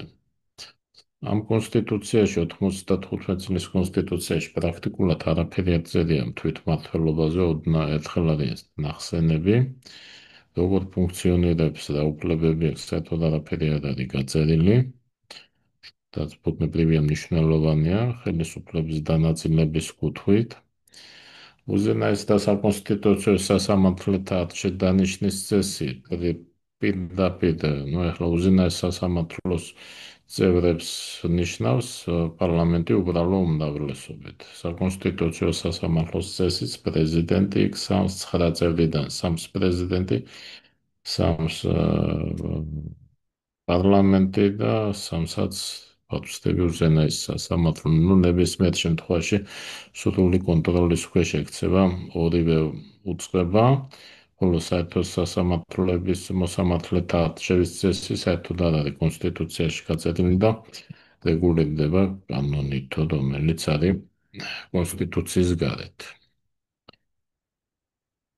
აა, საბოლოო ჯამში, ეს დოკუმენტი არის ძალიან ზოგადი, არცა გასაკვირი მაცებულ ვითარებაში, სხვანაირ დოკუმენტს ვერც მიიღებდნენ, ძალიან ზოგად დებულებებით შემოიფარგლება, და არ ქმნის არანაირ გარანტიებს ადამიანების უფლებების დაცვის და ხელისუფლებამ ვერ მოახდინოს ძალაუფლების უზურპაცია, ამის არანაირი მექანიზმი არ არსებობს. და თუნდაც ამის ერთ-ერთი მაჩვენებელია, რომ 25 წლის მანძილზე 36 ჯერ შეიცვალა ეს კონსტიტუცია და ყველა ხელისუფლებამ როგორც უნდა ისე ჭრა და კერა. მოკლედ ვერ დაგვიცვა ამ კონსტიტუციამ ვერანაირი ტყებებისგან და ვერც ქვეყნის განვითარების მექანიზმების შექმნა. ეს არის ჩემი ძალიან მოკლე შეფასება, რაც მოვასწარი და ეს ზემოთ ჩამოთვლილი მექანიზმები უნდა მომავალში, როდესაც ვიმუშავებთ, ასე ვთქვათ, მივიღებთ უბრალოდ ახალ კონსტიტუციას, ну, აუცილებელია ზემოთ ჩამოთვლილი მექანიზმები ჩაიდოს და პრინციპში ვეხმიანებით თქვენს მე ნახსენებ თემებს. ну, ამაზე ვსაუბრობთ პრინციპში უკვე დიდი ხანია. მადლობა ძალიან დიდი. ამ მე გავხსნით თუ შეიძლება დისკუსიას ამაზე. ანუ მე როგორც აქედან ანალიზი გამომაქვს არის რომ დაახლოებით იგივე ჭრილში უყურებთ ყველანი ამ პრობლემას, რომ არის ცენტრალიზაციის დიდი პრობლემა და საჭიროა მექანიზმების მოფიქრება, თუ როგორ შეიძლება ჰორიზონტალურ და ვერტიკალურ ჭრილში, ასე ვთქვათ, ამ დამოკიდებულებების ჩახსნა. თუ როგორ მოხერხდება ეს რა სტრუქტურით, მაგალითად პარლამენტის თუ კონგრესის რა სტრუქტურით, ერთი პალატა, ორი პალატა და ასე შემდეგ, ალბათ ამაზე შეგვიძლია ცალკეული შეხვედრებით გავაკეთოთ ეს ამ საკითხის გარჩევა. ეს ბოდიში ეს გაზიარება როგორ გამოთქო? აი share-თან მიდით და stop share. ერთთან მივედი, stop, stop-ს რატო არ მიჩვენებს?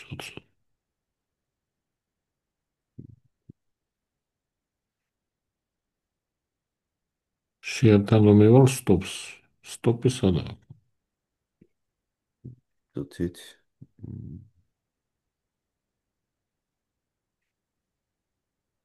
მე გავთიშე აქედან. მე გავთიშე გოგლა. ხო. აგათში. ხო. ანუ რას გულისხმობ რომ თუ შევთანხმდებით იმაზე რომ ყველასთვის მისაღებია აი ასეთ მოდელზე ვიმუშაოთ რომ გაყოფილი იყოს თქვათ პარლამენტი, პრეზიდენტი და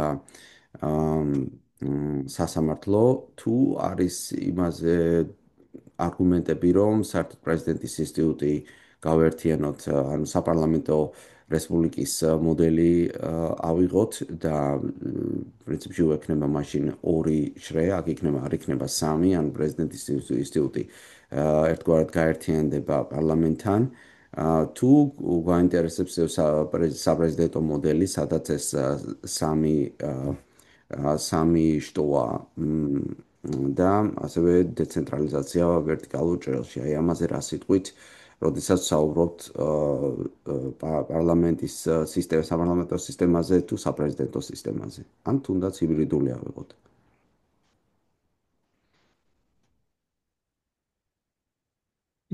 დავიწყო? დიახ, ხო, რას ფიქრობთ ამასთან დაკავშირებით? ანუ ჩვენ ადრე ქონდა ამის გამოცდილება, რომ ანუ საპარლამენტო რესპუბლიკა ქონდა, შემდეგ საპრეზიდენტო ქონდა, ნახევარსაპრეზიდენტო და ანუ აი ამ მოდელებზე რას ფიქრობთ და საქართველოს რეალობაში და იმისთვის ძირითადად რომ არ მოხდეს გატაცება, ხელისუფლების ძალაუფლების გატაცება არ მოხდეს, რომელი მოდელი წარმოგვიდგენია რომ იქნებოდა, ასე ვთქვათ, დღევანდელ რეალობაში უფრო კარგი. ანუ ჩემი მიდგომა არის რომ როგორი მოდელიც არ უნდა ავირჩიოთ, გინდა საპარლამენტო, გინდა საპრეზიდენტო ან შერეული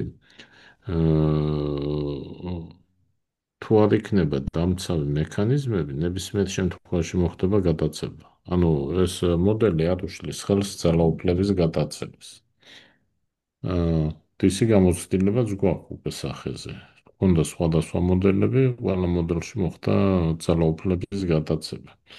ძალიან მნიშვნელოვანია, რომ შეიქმნას მექანიზმები, პირველ რიგში საზოგადოების ეფექტური ჩარევის მექანიზმები და გარანტიები უნდა შევქმნათ, რომ ადამიანებს ჰქონდეთ საშუალება თავი დაიცვან. მაგ მექანიზმები თუ არ შევქმნით, არაფერს აზრი არ აქვს. და როგორი გინდათ მოდელი ავირჩიოთ. და ეს საზოგადოების ეს ასე ვთქვათ, ბერკეტები ძალიან მკაფიოდ უნდა იყოს გაწერილი კონსტიტუციაში. ესეთ საკითხი. ნუ მეორე საკითხია ბუნებრივია სასამართლოები. ნუ რაღაცნაირად უნდა მოვახერხოთ, რომ ეს სასამართლოები არ ექცეოდნენ ხელისუფლების გავლენის ქვეშ. მე სიმართლე გითხრათ, ჯერ მკაფიოდ არ მაქვს ამაზე წარმოდგენა, როგორ შეიძლება ეს მოხდეს. იმიტომ რომ თუ გაქვთ უფრო კარგი იდეა მოხარული იქ და თუ რამე კარგი იდეა სიტყვით, ეს ძალიან კარგია. ასევე რა თქმა უნდა ძალიან მნიშვნელოვანია თვითმმართველობა, ეს არის პირველ რიგში ბერკეტები და ამ ადამიანებს ადგილებზე თვითმმართველობებს რა ექნება, ნუ ბერკეტები რა ეს უფლებები და გადაწყვეტილებების მიღების უფლება აქვთ და რა საკითხებზე შეუძლიათ გადაწყვეტილებები მიიღონ, ეს უნდა იყოს ძალიან ასევე მკაფიოდ გაწერილი და ნუ დაფინანსების წყაროები და როგორ ხდება ამ თვითმმართველობების დაფინანსება, არ უნდა იყვნენ დამოკიდებული ცენტრალურ ბიუჯეტზე, იმ შემთხვევებშიც კი ალბათ იქნება ახლა იდეალურ ვითარებას ვერ მიიღებ და იქნება რაღაც თვითმმართველობები, რომლებსაც დოტაცია დაჭირდებათ, მაგრამ ესეც უნდა იყოს კანონით გარანტირებული და არა ხელისუფლების ნებაზე დამოკიდებული. მაგალითად, არის ქვედა ზღვარი ერთსულ მოსახლეზე თუ თვითმმართველობის შემოსავალი საბიუჯეტო რაღაც ნიშნულს დაბლა არის, ავტომატურად უნდა შეავსოს ცენტრალურმა ბიუჯეტმა და დაახლოებით ასე წარმომიდგენია. და დამჩენი ახლა და თუ ეს პრობლემები გადახო და ძალიან მნიშვნელოვანი არის თვითონ არჩევნების აი ეს ძალიან ტექნიკური საკითხია, მაგრამ ყველაზე მთავარი საკითხია ჩვენ ვერ ვახერხებთ სამართლიანი არჩევნების ჩატარებას და ჩვენ რო ანუ ეს შეეხება ბუნებრივია ასევე რეფერენდუმსაც. თუ ჩვენ არ გვექნება სამართლიანი არჩევნების ჩატარების და შედეგების გადამოწმების ძალიან მკაფიოდ და გამჭვირვალე მექანიზმები, მაშინ სამართლიან რეფერენდუმსაც ვერ ჩავატარებთ. და თავისთავად ეს ბერკეტი აზრს დაკარგავს. ამიტომ აქ არის ძალიან მნიშვნელოვანი ტექნიკური საკითხები, რომელიც რაღაცა დოზით უნდა ჩაიდოს პარლამენტში და იყო კონსტიტუციაში. დანარჩენი მაღლა ჩემთვის არ აქვს პრინციპული საკითხი, საპრეზიდენტო მოდელი იქნება საპარლამენტო თუ სხვა. დათო ხელი აქვთ აწეული, აი თქვენი აზრით მაინტერესებთ, აი საპრეზიდენტო თუ საპარლამენტო სისტემა, ანუ მე პირადად ვემხრობი უფრო იმას, რომ უფრო დივერსიფიცირებული იყოს და იყოს თქვათ სამიშტო, ასეთნაირად ერთმანეთისგან მაქსიმალურად გაყოფილი და პირდაპირ ანუ პრეზიდენტის ინსტიტუტი იყოს პირდაპირ ხალხისგან არჩეული და არა ვთქვათ პარლამენტი ირჩევდეს თავმჯდომარეს ან პარლამენტი ირჩევდეს პრეზიდენტს, არამედ პირდაპირ წვდომა იყოს ხალხის სურვილთან, ისევე როგორც მაგალითად გადარჩევის მექანიზმი ეხებოდეს როგორც პარლამენტარს, ისევე როგორც პრეზიდენტს, საპრეზიდენტის ინსტიტუტს მთლიანად. იმიტომ რომ როგორც ადრე ვისაუბრეთ, აი ეს ბერკეტები, რომელიც რომ ჟორდანიამ ახსენა, რომ როდესაც აირჩევენ ერთ ადამიანს, შემდეგ მასე არ არსებობს, ასე ვთქვათ, წვდომა და ის დაუკონტროლებული ცხენივით არის აღვირებიანი, უაღვირო ცხენივით არის გაქანებული, ასეთნაირად ხალხს არ აქვს თავისი სურვილის აღსრულების ბერკეტი.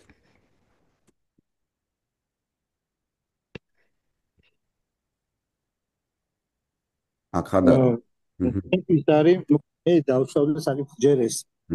ანუ სუბსიდიარისგან ამოვდივარ ხოლმე. ანუ თავარი ამოცანა ძალაუფლება ეკუთვნოდეს ხალხს. ხო ეხლა როგორ უზრუნველყოთ? მე ჯერ გონია რომ უნდა შევქნათ ძალაუფლების გადანაწილება, ანუ არის რაღაცეები დღეს მე-20 საუკუნეში რაც შეუძლია ტექნოლოგიამ თავის თავზე აიღოს, აი ხა ამ მოდელს ვიზუალიზაციას გაჩვენებთ. ანუ არც cent სჭირდება და არც ადგილზე. არის რაღაც სერვისები, რომლებიც შეგიძლია გადასცე უბრალოდ ტექნოლოგიებს. არის რაღაცა მე უკვე დარჩენილი ძალაუფლების ნაწილი უნდა გადაეცეს ადგილობრივ მმართველობას და უკვე სხვა ნაწილი გადაეცემა ცენტრს, ანუ ის რაც ადგილობრივს არ შეუძლია, გადაეცემა ცენტრს. რომელიც თავის მხრივ ცენტრშიც არის გაყოფილი ცალკე ხო, ანუ მაქვს ჩემი აზრით ცალკე უნდა იყოს კიდე სასამართლო, რომელიც ამ ყველაფერს აკონტროლებს. და აი ეს ცენტრშიც კიდე ძალაუფლების უკვე სხვა ვასლის კითხვა არის, ცენტრში როგორ ხდება ძალაუფლების გადანაწილება. ჩემი აზრით ცენტრში ძალაუფლების გადანაწილება უკვე უნდა იყოს აღმასრულებელ გამიჯნულ აღმასრულებელ და საკანონმდებლო ხელისუფლებას შორის, სადაც თქვა უსაფრთხოების საკითხები აბარია პრეზიდენტს პირდაპირ წესით არჩეულ უსაფრთხოების კაბინეტი და შეიძლება ისწორედ იმ მოდელზე ვიმსჯელოთ, რაც შენამოვდი აი ეს დირექტორია და მეორე ნაწილი არის აღმასრულებელი ხელისუფლება, რომელიც ამას პირობითად დავარქვათ უსაფრთხოებისა და თავდაცვის უსაფრთხოების საგარეო და უსაფრთხოების ფუნქციებია მასთან. ხოლო შეიძლება არსებობს ასევე კაბინეტ საბჭო, მინისტრთა საბჭო, რომელიც უფრო გრძელვადია ნაციონალურ სტრატეგიებზე ორიენტირებული. თავის მხრივ კანონმდებლობა, საკანონმდებლო ორგანოც ჩემს აზრით ორ შტოდ უნდა იყოს გაყოფილი. იმიტომ რომ აი პრობლემა პირველი რესპუბლიკის პრო ერთპალატიანი იყო და იქ პროპორციული გზით უმრავლესობას იღებდა თქვა ერთი პარტია შეიძლება მიიღო. მაშინ როდესაც მაგალითად ადგილობრივ ორგანოებს ყოლა თავიანთი წარმომადგენლები მეტად დაბალანსებული იქნებოდა. ანუ ძალიან მნიშვნელოვანია ნაციონალურ პოლიტიკაში ადგილობრივი მმართველობა იყოს წარმოდგენილი არა როგორც განამატი იმისა რაც მორჩა ძალაუფლებისგან, არამედ როგორც სრულფასოვანი სუბიექტი ნაციონალური პოლიტიკის შექმნაში. ამიტომ მისი იქ ყოფნა მისი ასე ვთქვათ წარმომადგენლების, რომელიც აი ადგილობრივი მმართველობის პერსპექტივიდან უყურებს ნაციონალურ პოლიტიკას, არის ძალიან მნიშვნელოვანი. ამიტომ ორი პალატა ესე გამიჯნავდა. და რა თქმა უნდა რეფერენდუმი შესაბამის კომპეტენციების ფარგლებში. ანუ თუ ეს ადგილობრივ მმართველობას კონკრეტულ ადგილობრივ მმართველობას ეხება, იქ ხდება რეფერენდუმი და მონაწილეობს მხოლოდ იმ ერთეულის ამომრჩეველი, თუ ეს ეხება ვთქვათ უფრო დიდ ერთეულს, ვთქვათ ნაციონალურ დონეზე, მაშინ აი ეს ორმაგი უმრავლესობის პრინციპი მგონია მნიშვნელოვანი. ძალიან მოკლედ ესია, ანუ რო ვთქვათ როცა ჩვენ გადავალთ უკვე რაღაც მოდელებზე, გონია რომ ეს უკვე უფრო დეტალურად იქ ჩვენ ვარიანტს წარმოვიდგენთ. ანუ შეკითხვა მინდოდა, მე მგონი თუ არ ვწდები, თანხმდებით იმაზე, რომ აი ამ სამ შტოს შორის და პოტენციურად შეიძლება არჩევნების მოდელი ცალკე იყოს ამისგან რაღაცნაირად დამოუკიდებლად გამოყოფილი, რომ ამ სამ შტოს შორის, რაც არის აღმასრულებელი, საკანონმდებლო და სასამართლო, უნდა იყოს ისეთი ბარიერები ერთმანეთთან, რომ მათ არ ქონდეს ერთმანეთზე ზეგავლენის საშუალება. ბოდიში კითხვა მიჩნდება, ერთი პოლიტიკური გუნდია და ახლა იმასაც აკომპლექტებს და ნუ სასამართლო ცალკე ვთქვათ. და როგორ მიჯნავ? ყველა ვარიანტში იქნება ეს. ნახეთ როგორ რაღაცა თუ ორი პალატისგან არის შემდგარი ჩემ მოდელში ხა მაგეთო მე მგონი შემდგომში სოლუშენებზე შემდეგ ეტაპზე რო გადავიდე დიახ, მაგიტომ იქ ვამბობ, რომ ჯერ არ გადავიდეთ ხო ამ სოლუშენებზე, იმიტომ რომ ყველას აქვს რაღაც თავის წარმოდგენა ამის შესახებ და თავისი მოდელები და ასე შემდეგ, მაგრამ პრინციპში ჩვენი მიმართულება ალბათ ჩემი ყოველ შემთხვევაში ეს არის რომ ამ შტოებს შორის გამიჯვნა არის სწორედ პასუხი იმაზე, რომ ძალოფლის მიტაცება ცენტრში ერთგან არ მოხდეს და ერთ შეძლოს, მეორე აკონტროლოს და მეორეს პირველი და ასე შემდეგ. არ არის სამი საკმევი იცი იქნება.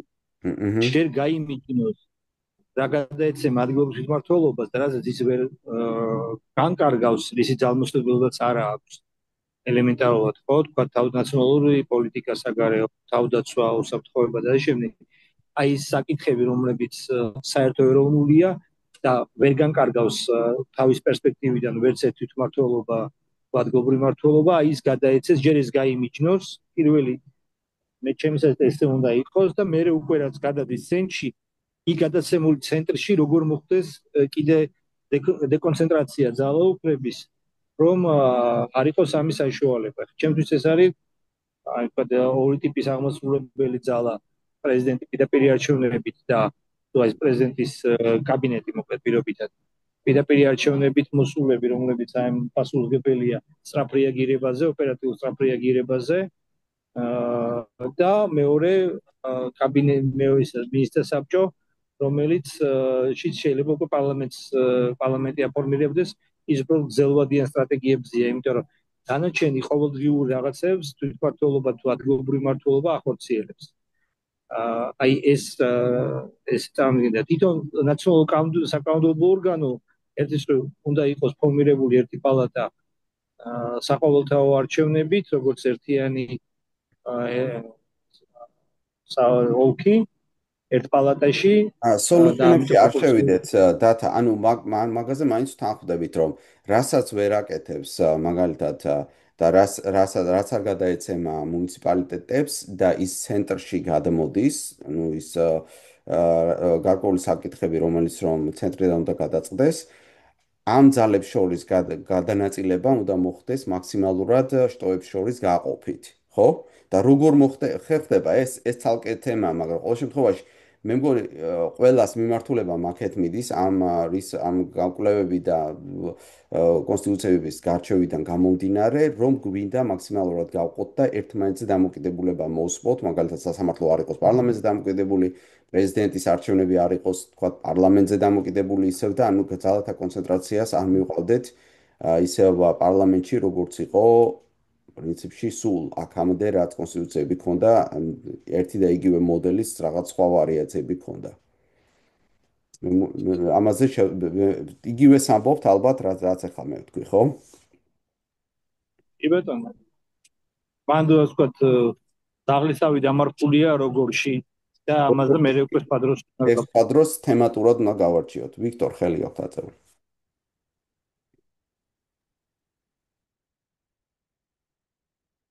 მადლობა პირველ რიგში ყველას სამივე საინტერესო პრეზენტაციებისთვის. კითხვები მაქვს სამივესთან, ვასილთან და გოგლასთან პრაქტიკულად ერთი კითხვა მაქვს უფრო ესეთი პოლიტიკური, ვიდრე სამართლებრივი.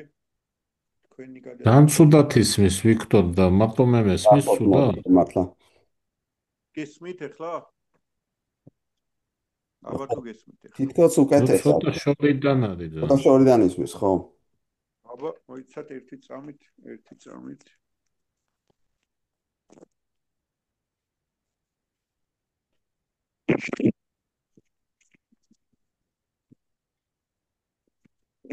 როგორ აბა ახლა როგორ ისმის? უკეთესად. უკეთად. ანუ კითხვა მაქვს პირველ რიგში გოგლასთან და ვასილთან. თითოეულის გადასახედიდან უფრო პოლიტიკური შეფასება რომ ისეთ გოგლა 95 წლისას და ვასილმა 1920-იანი წლების კონსტიტუციისა. ანუ როგორ ფიქრობ დღევანდელი გადასახედიდან შეიძლება ითქვას რომ ეს კონსტიტუციები იყო ასე ვთქვათ კარგი მოვლენა ქართული სახელმწიფოს განვითარებაში. ანუ იმის გათვალისწინებით რა გამოწვევების წინაშე იდგნენ, როგორი სისუსტეები ქონდა მაშინდელ ქართულ საზოგადოებას, იყო თუ არა ეს რაღაცა ისეთი, რამაც კარგი ტრადიცია, ან კარგი ვექტორი, ან კარგი სვლა გააკეთა საქართველოს განვითარებაში, თუ ეს იყო სუსტი წერტილი და ამან ცუდისკენ წაიყვანა ქართული სახელმწიფო. ანუ ხო ხდებით ის ზედაპირულში არ ჩამითავოთ კითხვა, მაგალითად ჰობსმა რო ჩამოაყალიბა ლევიაფანის ტრაქტატი, იქ უამრავი სისულელე ეწერა, მაგრამ მე აიღო ლოკმა რუსომ, გაფილტრეს, გააშლიფოვკეს, ასე ვთქვათ, დახვეწეს და წავიდნენ კარგი მიმართულებით, ხო, მივიღეთ ის ტრადიციები, რა ტრადიციებსაც ვიცნობ. აი ამ ხრივ თქვენი ხო მე მესმის არც ერთი არ ხართ ისტორიკოსი და ჯერ კიდე ბევრი რამე დრო უნდა გამოცას, მაგრამ აი თქვენი ინსტინქტი, რასაც ეხლა შეისწავლით ამ პრეზენტაციას გამზადები, თქვენი ინსტინქტი რაც გეუბნებათ, ეს კარგი მოვლენები იყო, სუსტი მოვლენები იყო, უკეთესი შეიძლებოდა მაშინ თუ პირიქით გაგვიმართლა რომ ესეთი პრეცედენტები შევქმნით და დათასთან მაკითხვა data დეცენტრალიზაციის მოდელებზე რო საუბრობს ვიზუალიზაცია ქონდა ერთ-ერთ სლაიდში უფრო მომწონს ეგ იდეები თანამედროვე დეცენტრალიზაციის მოდელების და data რას ვიკითხავდი იცი არის თუ არა უკვე ასეთი დეცენტრალიზებული მართვის მოდელების გამოცდილება სახელმწიფო მართვის სისტემებში ანუ გვაქვს თუ არა სადმე რომელიმე ქვეყანის პრეცედენტი რომ ესეთი თანამედროვე DAO-ს ტიპის დეცენტრალიზებული ავტონომიური ორგანიზაციის ტიპის რაღაცა მართვის სისტემები რო აწყობილიყო ამ მოდელით თუ ჯერჯერობით ნაკლებად არის ან ეპოზიდურად არის და თუ ესეა კერძო სექტორში ხლა ბრავლად არის ხო ეს DAO-ს ტიპის ორგანიზაციები მე თვითონ თქონია რაღაც მომდე შეხება კერძო სექტორში თუ დაგროვდა ისეთი ცოდნა რომელიც საშუალებას გვაძლევს რომ ეს მოდელები უბრალოდ რაღაცნაირად მოდელირება მაინც მოვახდინოთ იმათი წარმატების кейსებისა სახელმწიფო მართვაში თუ აქაც ჯერ კიდე ძალიან თეორიულ ეტაპზეა ამ მოდელების განვითარება მადლობა მადლობა შეკითხვის მე დავიწყე პასუხს ესე იგი პირველი კონსტიტუცია რაც იყო ეს საქართველოში ხო 21 წელს რაც გამოქვეყნდა მას არ მიეცა ჯერ ერთი რომ განვითარებულიყო და თქვა შემდგარი იყო როგორც ახალი სახელმწიფოური სისტემა იმიტომ რომ მაშინვე შემოვიდა რუსეთი და ასე თქვა დაიკავა საქართველო მაგრამ მაგას რომ არ შევეხოთ პრობლემა ჩემი აზრით რაც ერთ-ერთი საკმაოდ ისეთი პრობლემა იყო ის რომ საქართველო როდესაც ჩამოყალიბდა სახელმწიფოდ მაშინვე არ გადავიდა ახალ კონსტიტუციურ სისტემაზე ანუ დაიწყეს ამაზე მზადება დაჭირდა 3 წელი იმისთვის რომ კონსტიტუცია რაღაც აი ამ ეტაპამდე მieყვანათ რაც მე ვთქვი თავისი ნაკლოვანებებით და ჩემი გადმოსახედიდან მასში იყო მაინც ისეთი ნაკლოვანებები რომელსაც დღეს ვხედავთ ანუ ის ადამიანები რომლებიც იღებენ კონსტიტუციას ასე ვთქვათ შემოიყერავენ ხოლმე კონსტიტუციას მათ გარშემო ისე როგორც აწყობთ ამიტომ რატომღაც აქვთ ამის ილუზია რომ ისინი არიან ასე ვთქვათ უფრო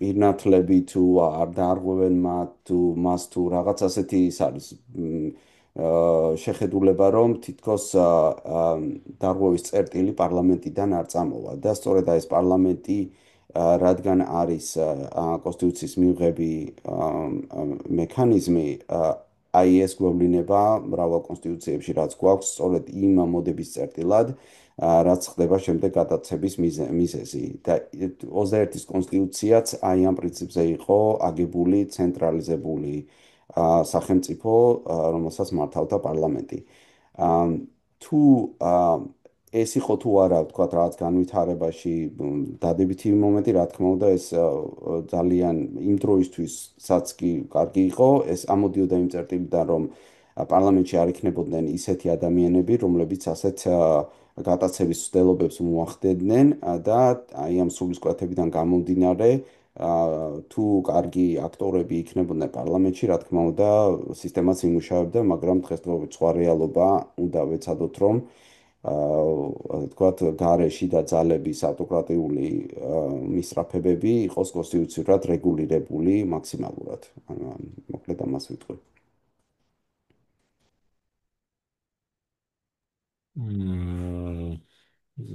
რაც შეეხება 95 წლის კონსტიტუციას, უნდა გავითვალისწინოთ იქ პრეზენტაციაში მაგითო დავიწყე, მაგით საუბარი, რომ გარემო, რომელშიც ეს კონსტიტუცია იქმნებოდა, ხო? თუ გადმოვხედავთ დღევანდელი გადმოსახედებიდან ამ კონსტიტუციას, ну, ეს კონსტიტუცია ვერ პასუხობს იმ სტანდარტებს და იმ მოთხოვნებს, რომელიც ჩვენ დღეს გაგვაჩნია, მაგრამ მაშინ იმ ეტაპზე ეს მნიშვნელოვანი დოკუმენტი იყო და ალბათ უკეთესის მიღება რთული იყო. კიდევ მეორე პარლამენტი იყო რაღაც ძალიან ჭრელი ორგანო, ძალიან ბევრი ინტერესებით და ძალიან სპეციფიური ხალხით იყო, ასე ვთქვათ, წარმოდგენილი. და ძალიან რთული იყო იქ ამ ვითარებაში, არც ის დაგვავიწყდეს კრიმინალური თადეში ტერაქტები და ასე შემდეგ, ხო? კონსტიტუციის მიღებას უსწრებდა შევარდნაძეზე ტერაქტი და მთელი ამბები და ამ კონსტიტუციამ თავისი როლი ითამაშა, ბუნებრივია, რაღაც შეიქმნა სახელმწიფო ინსტიტუტები, მანამდე რაღაც დროებითი კანონით, სახელმწიფო მოწყობის კანონით ფუნქციონირებდა ქვეყანა, ვერ გააგრძელებდა ასე, საჭირო იყო რაღაც სახელმწიფო ინსტიტუტების ჩამოყალიბება, ну, ქვეყანა საბოლოო ჯამში ამან გარკვეული სტაბილობა შეძინა და რაღაცა სახელმწიფოს ასე ვთქვათ, ატრიბუტები გაჩნდა ქვეყანაში. ბუნებრივია, შემდეგში ეს კონსტიტუცია საჭიროებდა დახვეწას და განვითარებას. მაგრამ ნუ პირიქით მოხდა, ნუ ეს დაიწყეს თავიდანვე ახლა მორგებული იყო შევარდნაძის პერსონაჟზე, მაგრამ ნუ მე დაიწყო სხვა პერსონებზე მორგება და არაჯანსაღი მიმართულებით დაიწყო განვითარება ამ კონსტიტუციამ. მე მიმაჩნია, რომ იმ ეტაპზე ალბათ უკეთესის მიღება გაჭირდებოდა. და შემდეგ უნდა წავსულიყავით სხვა გზით, მაგრამ მაგას სჭირდება ახლა მაგას კონსტიტუცია თავისთავად ვერ იზამდა ვერაფერს, ამას სჭირდებოდა იმ ადამიანების პოლიტიკური ნება, რომლებიც მართავდნენ ქვეყანას და იმ ადამიანებს სრულიად საპირისპირო ნება აღმოაჩნდათ. სულ ესეთი.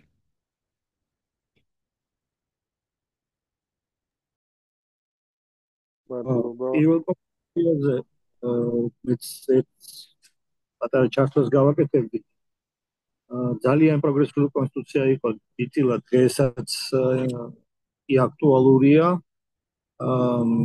თავისი ბუნებით ფაქტიურად შვეიცარიის დიდი ნაწილი შვეიცარიული მიდგომა იყო გათვალისწინებული.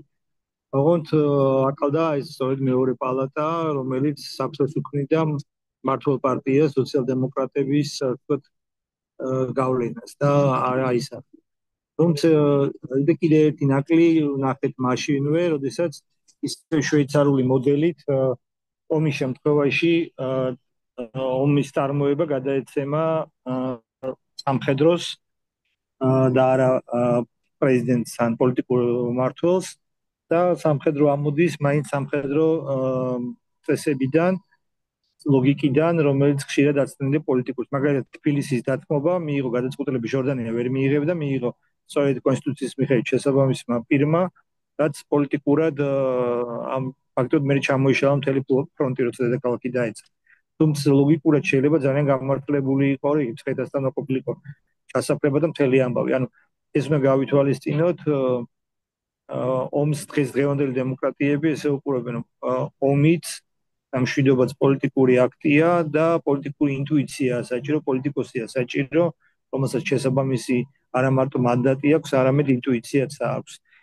სამხედრო ამიტომ არის გენშტაბი არსებობს ხალხი, რომელიც სამხედრო პოლიტიკურ გადაწყვეტილების სამხედრო აღსრულებაზეა პასუხისმგებელი და წინადადების შეთავაზებაზე. ხა ეს რაც ესეთი მკვნეულად გვახსოვს იმ კონსტიტუციიდან.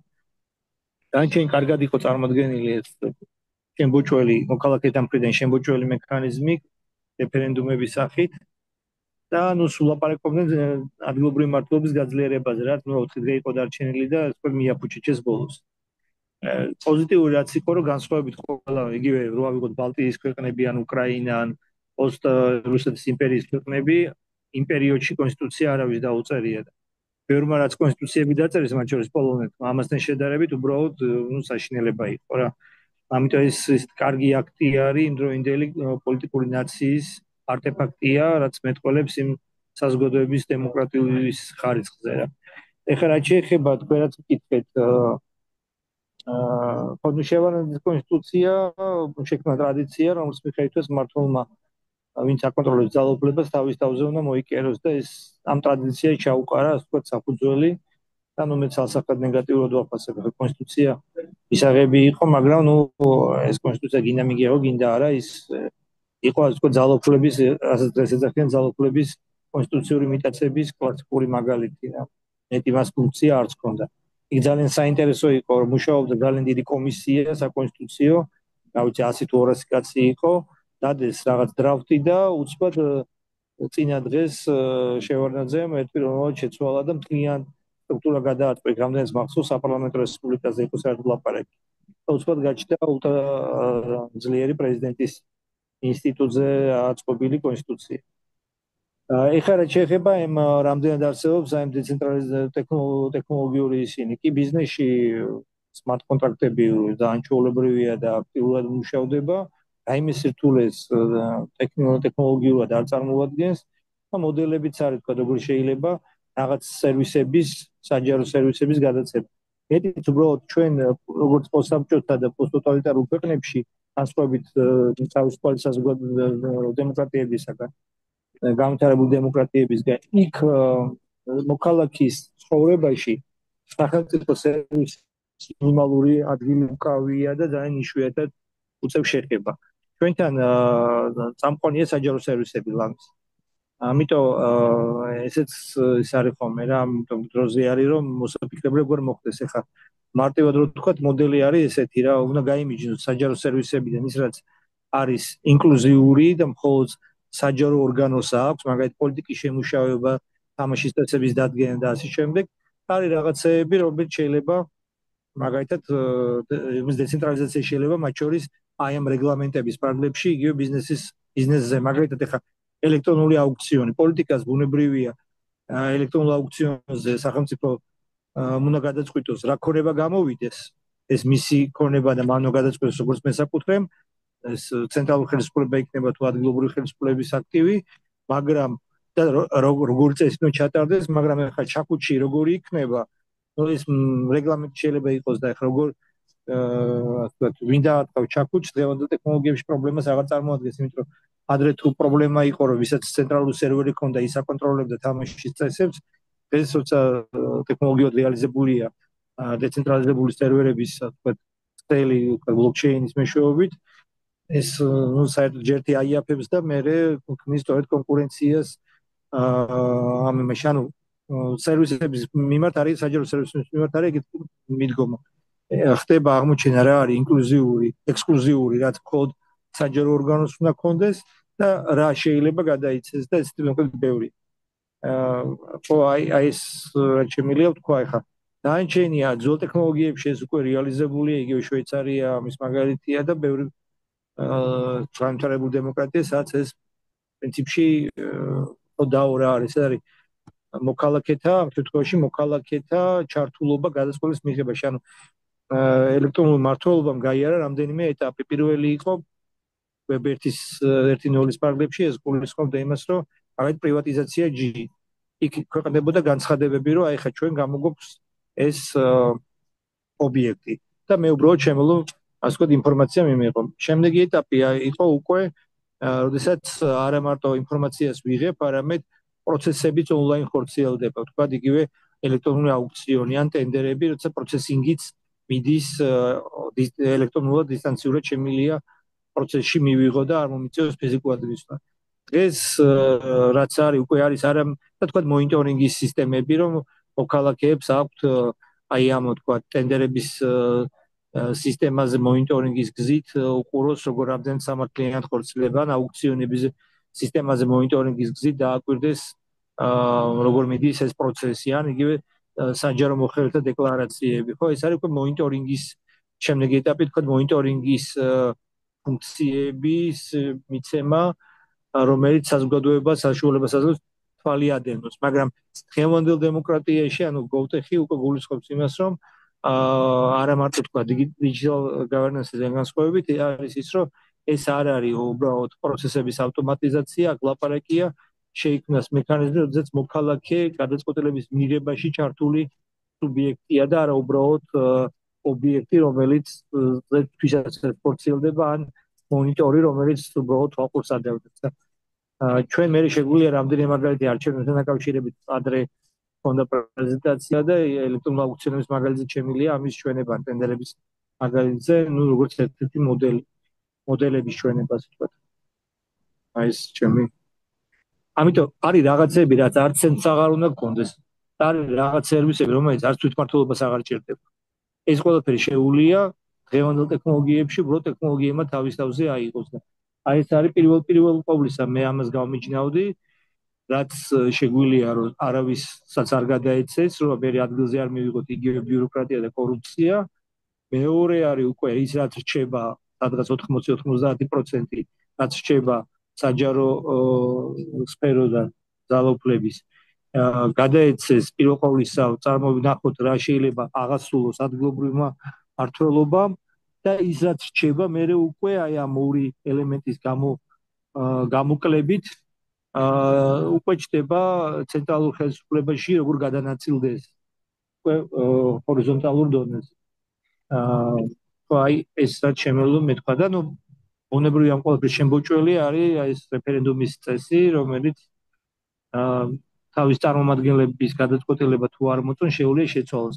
ამისთვის მას არ ჭირდება ხშირად გამოიწვიოს ან დესტაბილიზაცია მოახდინოს ორგანოსი, იმიტომ რომ არჩეულ წარმომადგენელს იგივე ბიზნესიანს რო ავიღოთ, აქვს დირექტორატს, აქვს უფლებამოსილება თავის სწორედ იმიტომ ვირჩევთ, რომ რაღაცებს ვანდობთ. მაგრამ თუ არ მოგწონ, შეგვიძლია ასე ვთქვათ, აქციონერთა კრება შევიკრიბოთ და გადავხედოთ ეს გადაწყვეტილება რა, აი იდეა ეს. გადაწყვეტილებებში რო არ გადავიდეთ, ახლა ვფიქრობ თვითონ მიდგომა როგორ გავაკეთოთ, რომ ეს თემები ესე გაბნეულად კი არ გავარჩიოთ, არამედ პორციებად და ეხლა ჩავაგდეთ ჯგუფში. აჰა. მე მგონი წაგდებულია თუ არ არის, მეც ეწუთი ჯგუფში არის ჩავაგდებ არის ძალიან საინტერესო დოკუმენტი დემოკრატიის ეროზიის შეფასების. ისეთი როგორ ხდება ინსტიტუცია, რაც ჩვენ გამოგვადგება, შეღოლაპარაკოთ რაღაც კრიტერიუმები, სტრეს ტესტისთვის რაღაც კრიტერიუმები შევიმუშაოთ და ინდიკატორები და ეს გამოცდილება შეიძლება ძალიან წაგვადგეს და მე თავაზობთ რომ სანამ გადავალთ ეს განვიათ. ანუ რისი თქვა მინდოდა ამას გადავხედო რა რაღაც კარგი დოკუმენტი ჩანს როგორ ჩანს. ვისი გაკეთებული დოკუმენტია ეს? მოიცადეთ. აი ეს ბმული ეს არის დემოკრატიკ კონსორციუმია რაღაცა. ჩავაგდებ მაგის. შევხედავ. რისი თქვა მინდოდა, იცი, თუ გვინდა რომ ამას გავყვეთ ხო თემატურად, უნდა ავირჩიოთ რაღაც დასაწყისი starting point, ან დაწყების წერტილი.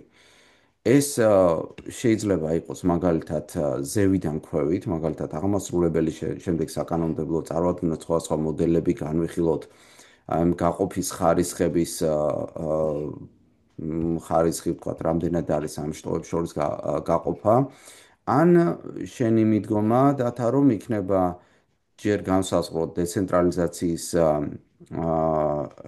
ასე ვთქვათ, ამ სუბსიდირების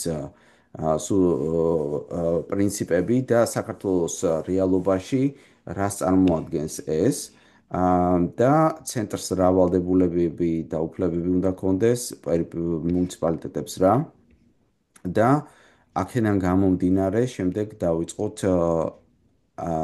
ზედა ნაწილების დალაგება. აი რას ფიქრობთ ამ როგორი მიმდევრობით უნდა მივყვეთ ამ თემატიკას, აი ეს შეკითხვა მაქვს მე ყველასთან. ეს ჩაგეჭრებით ბოდიში. ანუ ეს მიდგომა პრინციპში არის ისტორიულად როგორც განვითარდა დემოკრატიული სახელმწიფოები. ამერიკის შემთხვევით ესე იყო ჯერ შტატები, რომლებმაც რაღაცა მოიკლეს და გადასცეს ფედერაციას, ფედერალურ ცენტრს. იგივე მოხდა შვეიცარიაში, პრინციპში იგივე მოხდა გერმანიის სამი საოკუპაციო ზონიდან როცა გაერთიანდა ფედერალურ გერმანიად, დასავლეთ გერმანიად, იქაც ეს იყო ეს მიწები ერთიანდებიან და კონსტიტუცია არ ქვია იმას, მაგრამ ძირითადი კანონი, რომელიც შეიმუშავეს და კონსტიტუციის დატვირთვა აქვს დღევანდელ გერმანიაში, ამათგან ქვევიდან ზევით წავიდა, სამივე შემთხვევაში, განსაკუთრებით პირველ ორ შემთხვევაში, იყო კარგად განსაზღვრული უფლებამოსილებები, რომლებმაც კი არ მიიღეს ზევიდან ქვევით, არამედ იწოდნენ თავიანთი უფლებამოსილებები და ის, რასაც ვერ გააკეთებდნენ მარტო და ერთმანეთთან თანამშრომლობა ჭირდებოდა, ესე შექმნეს ფედერალური ცენტრი. და შესაბამისად ესე გადასცეს ფედერალურ მთავრობას ის ლიმიტირებული უფლებამოსილებები. ხო, ამერიკის კონსტიტუცია პირდაპირ ამბობს, რომ ფედერალური მთავრობა მოსაზრულია ამ უფლებამოსილებით. ამის იქით ის ვერ გავა. განსხვავება ერთი ის ოღონდათა რომ ამ შემთხვევაში რაც შენ ჩამოთვალე უკვე არსებობდა რაღაცა გამოცდილება და თვითონ შტატების არსებობა და მათი კანონმდებლობა და შემდეგ ისინი მოექცნენ საერთო ხოლგის ქვეშ. და ამ შემთხვევაში პირიქით ხდება რომ ესეთი დეცენტრალიზაციის გამოცდილება არ არსებობს და ეს პირიქით ასე ვთქვათ ზევიდან ქვევით ან ზოგადად მოტანილი არ მუშაობს. არ გამოდის ესე. ესე არასდროს არ გამოდის, არ გამოვიდა, ერთ ვიტყვი რომ პრინციპი დეცენტრალიზაცია ჩვენთან ისტორიულად სწორედ დეცენტრალიზებული ქვეყანა ვიყავ. ისტორია ეგეთი გვაქვს, 18 საუკუნეში ხდება ეს რაც ცენტრალიზება თორე. ოკეი. მიდგომა ჩემთვის არ აქვს ამას მნიშვნელობა არსებითად როგორ მივდგებით, მაგრამ რაც მნიშვნელობა აქვს რომ არ უნდა დავკარგოთ დრო იმაზე რომ ამაზე ბევრი ვისაუბროთ, საიდან დავიწყოთ, იმიტომ რომ პრინციპში მაინც ეს თემები ერთად მოიკრებს თავს რაღაც ყველა მხრიდან. ამიტომ შენ ფიქრობ რომ გავაკეთოთ ეს ქვევიდან ზევით, სწორედ გავაკეთოთ მუნიციპალიტეტების უფლებავალდებულებები, მათი თავისუფლებები და აქედან გამომდინარე თუ ისინი ამას ვერ შეძლებენ, მაშინ ცენტრი ახდენს ამის რეალიზებას რაღაცა პერიოდი სანამ ისინი ამას ვერ შეძლებენ თვითონ და ასე შემდეგ, ხო?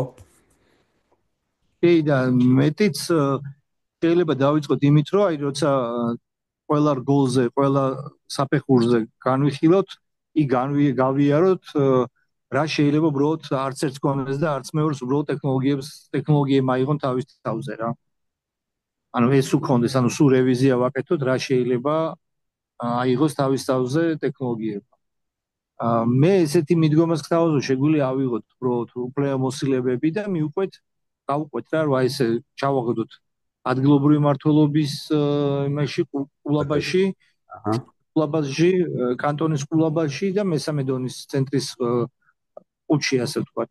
და მე თითოეული შეგვიძლია კიდევ ნახოთ თითოეულთან რევიზირება გამოვახდინოთ, რა შეიძლება იქიდან გადაეცეს მაგალითად ტექნოლოგიებს.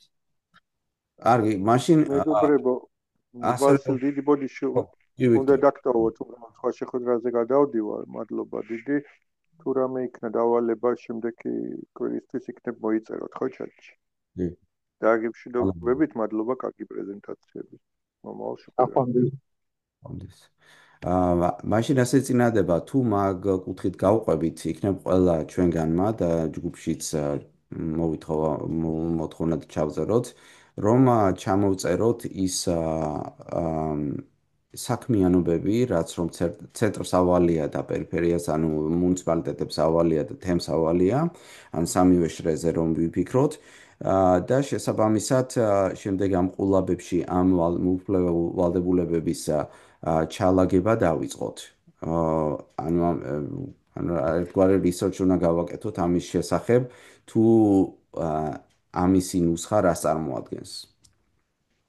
იქამდე გახსოვს ჩვენ შევთანხმდით, რომ ერთი შეხვედრა მაინც დაგვეთმო ამ შეფასების კრიტერიუმებისთვის, როგორ ვაფასებთ, ეხლა ხო რაღაცები გავიარეთ, რისკები ვიცით, შესაბამისად რაღაც ჩამონათვალი რომ გავაკეთოთ, რეზიმირებას ჩვენ თავიდან რომ ამ кейსებს ვაკეთებთ, იმიტომ რომ მოვახდინოთ, ასე ვთქვათ, შევაჯამოთ რას უნდა მივაქციოთ ყურადღება და თუ თქვა ეხლა ინდექს ვერ გავაკეთებთ და კრიტერიუმებს და ინდიკატორებზე ვერ გავალთ, ყოველ შემთხვევაში რაღაც პოინტები მაინც იყოს, რაღაც აჰა.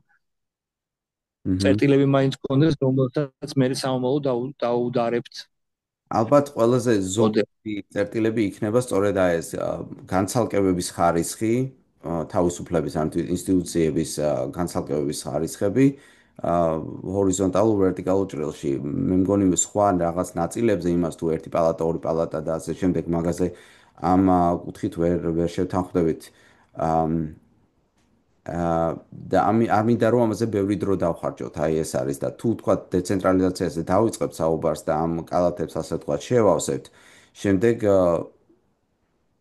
ვთვლი რომ ეს არ იქნება ასე თქვა ესეთი სადაო საკითხები, ამას იოლად გავივლით.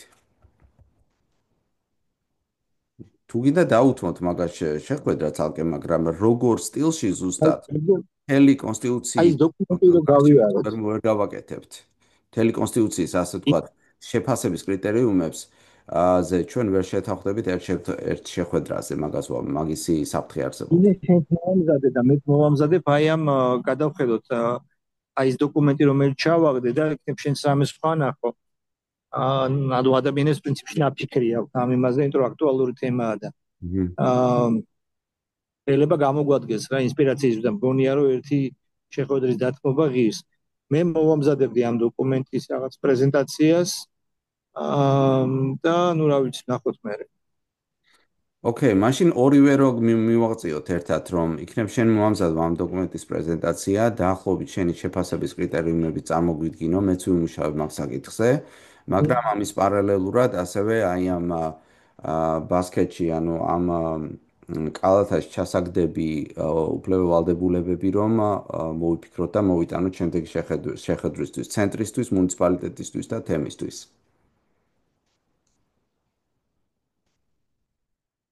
ბატონო შევთანხმდით. ხო, ну ახლა აქ მუნიციპალიტეტს ვეძახი, შეიძლება ვიღაცას ქონდეს მოდელები, როდესაც ეს რეგიონების მიხედვით არის დაყოფილი, ესეც რა თქმა უნდა მისაღებია, ან კიდევ სხვა. მოდი, პირველ დონე, მეორე დონე, მესამე დონე დავარქვათ პირობითად. პირველი იყოს თემი, მეორე იყოს პირობითად რაზეც კანტონს ვეძახი ხოლმე, იმიტომ რომ მუნიციპალიტეტი მაინც ტერმინით არის პირველი დონე. უბრალოდ ჩვენთან ფაქტობრივად ორი დონე გამოგვდის. რაიონი რაც იყო ის და ცენტრი. რომ ქვედა დონე არის გაუქმებული. ტერმინოლოგიურად მუნიციპალიტეტი მაინც აი ეს ქვედა დონეა, კანტონი არ არის მუნიციპალიტეტი, ან შტატი არ არის მუნიციპალიტეტი. ამიტომ სამი დონე, პირველი, მეორე, მესამე. პირველს ვეძახით, ანუ ყველაზე ქვედა დონეს. კარგი. ოკეი, მეორე დონე ხარ პარასკევისთვის? პარასკევისთვის, ხო. პარასკევს მინდა შეგახსენოთ, რომ არის 1 საათში იქიდან როგორც კი ჩვენ დავიწყებთ შეხვედრას, არის კიდევ სხვა შეხვედრა, ამერიკაში არის ესეთ შეხვედრა იმის შესახებ თუ საზოგადოების ჩართულობა როგორ გავაძლიეროთ და როგორ გავაძლიეროთ აი ესე ვთქვათ ხალხის დაინტერესება, ისე როგორც საზოგადოებრივი ასამბლეის კუთხითაც საინტერესო იქნება. მე შემიძლია რა თქმა უნდა ეს ჩავიწერო უბრალოდ და შემდეგ გადმოგცეთ და ჩვენი შეხვედრა ჩვენი მით გავაგრძელოთ, ან შეგვიძლია 1 საათში დავამთავროთ და გადავიდეთ, მაგრამ ეს არარეალური იქნება, 1 საათში ვერ მოვასწრებთ. მეორე ვარიანტია, რომ ცოტა ადრე დავიწყოთ, 1 საათით ადრე და 4-ზე გავაკეთოთ და რაც 6-მდე მოგცევს უფრო მეტ დროს, როგორც გინდა, ჩემთვის არ აქვს მნიშვნელობა, შემიძლია ჩავიწერო და შემდეგ გადმოგცეთ ეს შეხვედრის ჩანაწერი. 4-ზე დავიწყოთ მაშინ. თუ მოგლა თქვენ როგორ გაქვთ დრო? მე მგონი პარასკევი დარიცხვია. 26. 26. მგონი არაფერი პრობლემა არ უნდა მქონდეს. ბაცი რო ჩაატორო კალენდარში რა. 14-დან 17 ესე იგი შეხვედრა იწყება 6-ზე, ხო სწორად მივხვდი?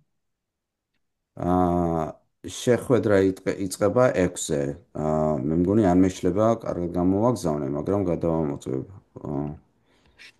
ზედა ახლა ვამოწმებ.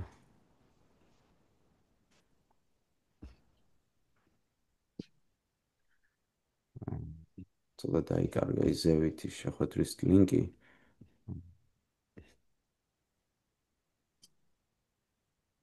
მიცადე გადავამოყევთ ძამი.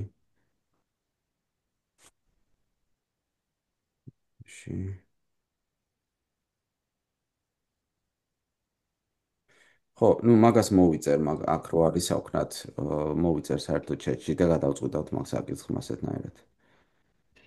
კარგით, მეგობრებო, მე მგონი დავამთავროთ ეს დღევანდელი შეხვედრა. ძალიან საინტერესო იყო და როცა ვარჩევთ ხოლმე ასე სხვადასხვა კუთხით, სხვადასხვა ადამიანების შეხედულებებს, ძალიან მე მაგალითად ძალიან მეხმარება, რომ გავიგოთ თქვენ რას ფიქრობთ და შესაბამისად ყველას გვაქვს იმისი აზროვნება, რომ გონება გახსნილი კონდეს და არ კონდეს წერო მაინც და მაინც ესე და სხვანაირად არა. გოგლა, თქვენთან არ არის ვინც შეიძლება კიდე ჩაერთოს? ნუ შუდღაია უარი გითხრა და სხვა რა ვიცი, ახლა კიდე სხვა ადამიანებს ველაპარაკებით რაღაცებზე და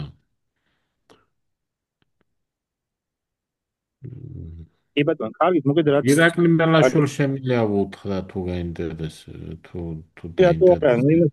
თავისი გამოკვეთილი პოზიცია, მაგრამ საინტერესოა. ნუ მან გამოცდილება ველაპარაკები ირაკლის. დაგვიკავშირდით და ჩაერთეთ ამ საუბრებში.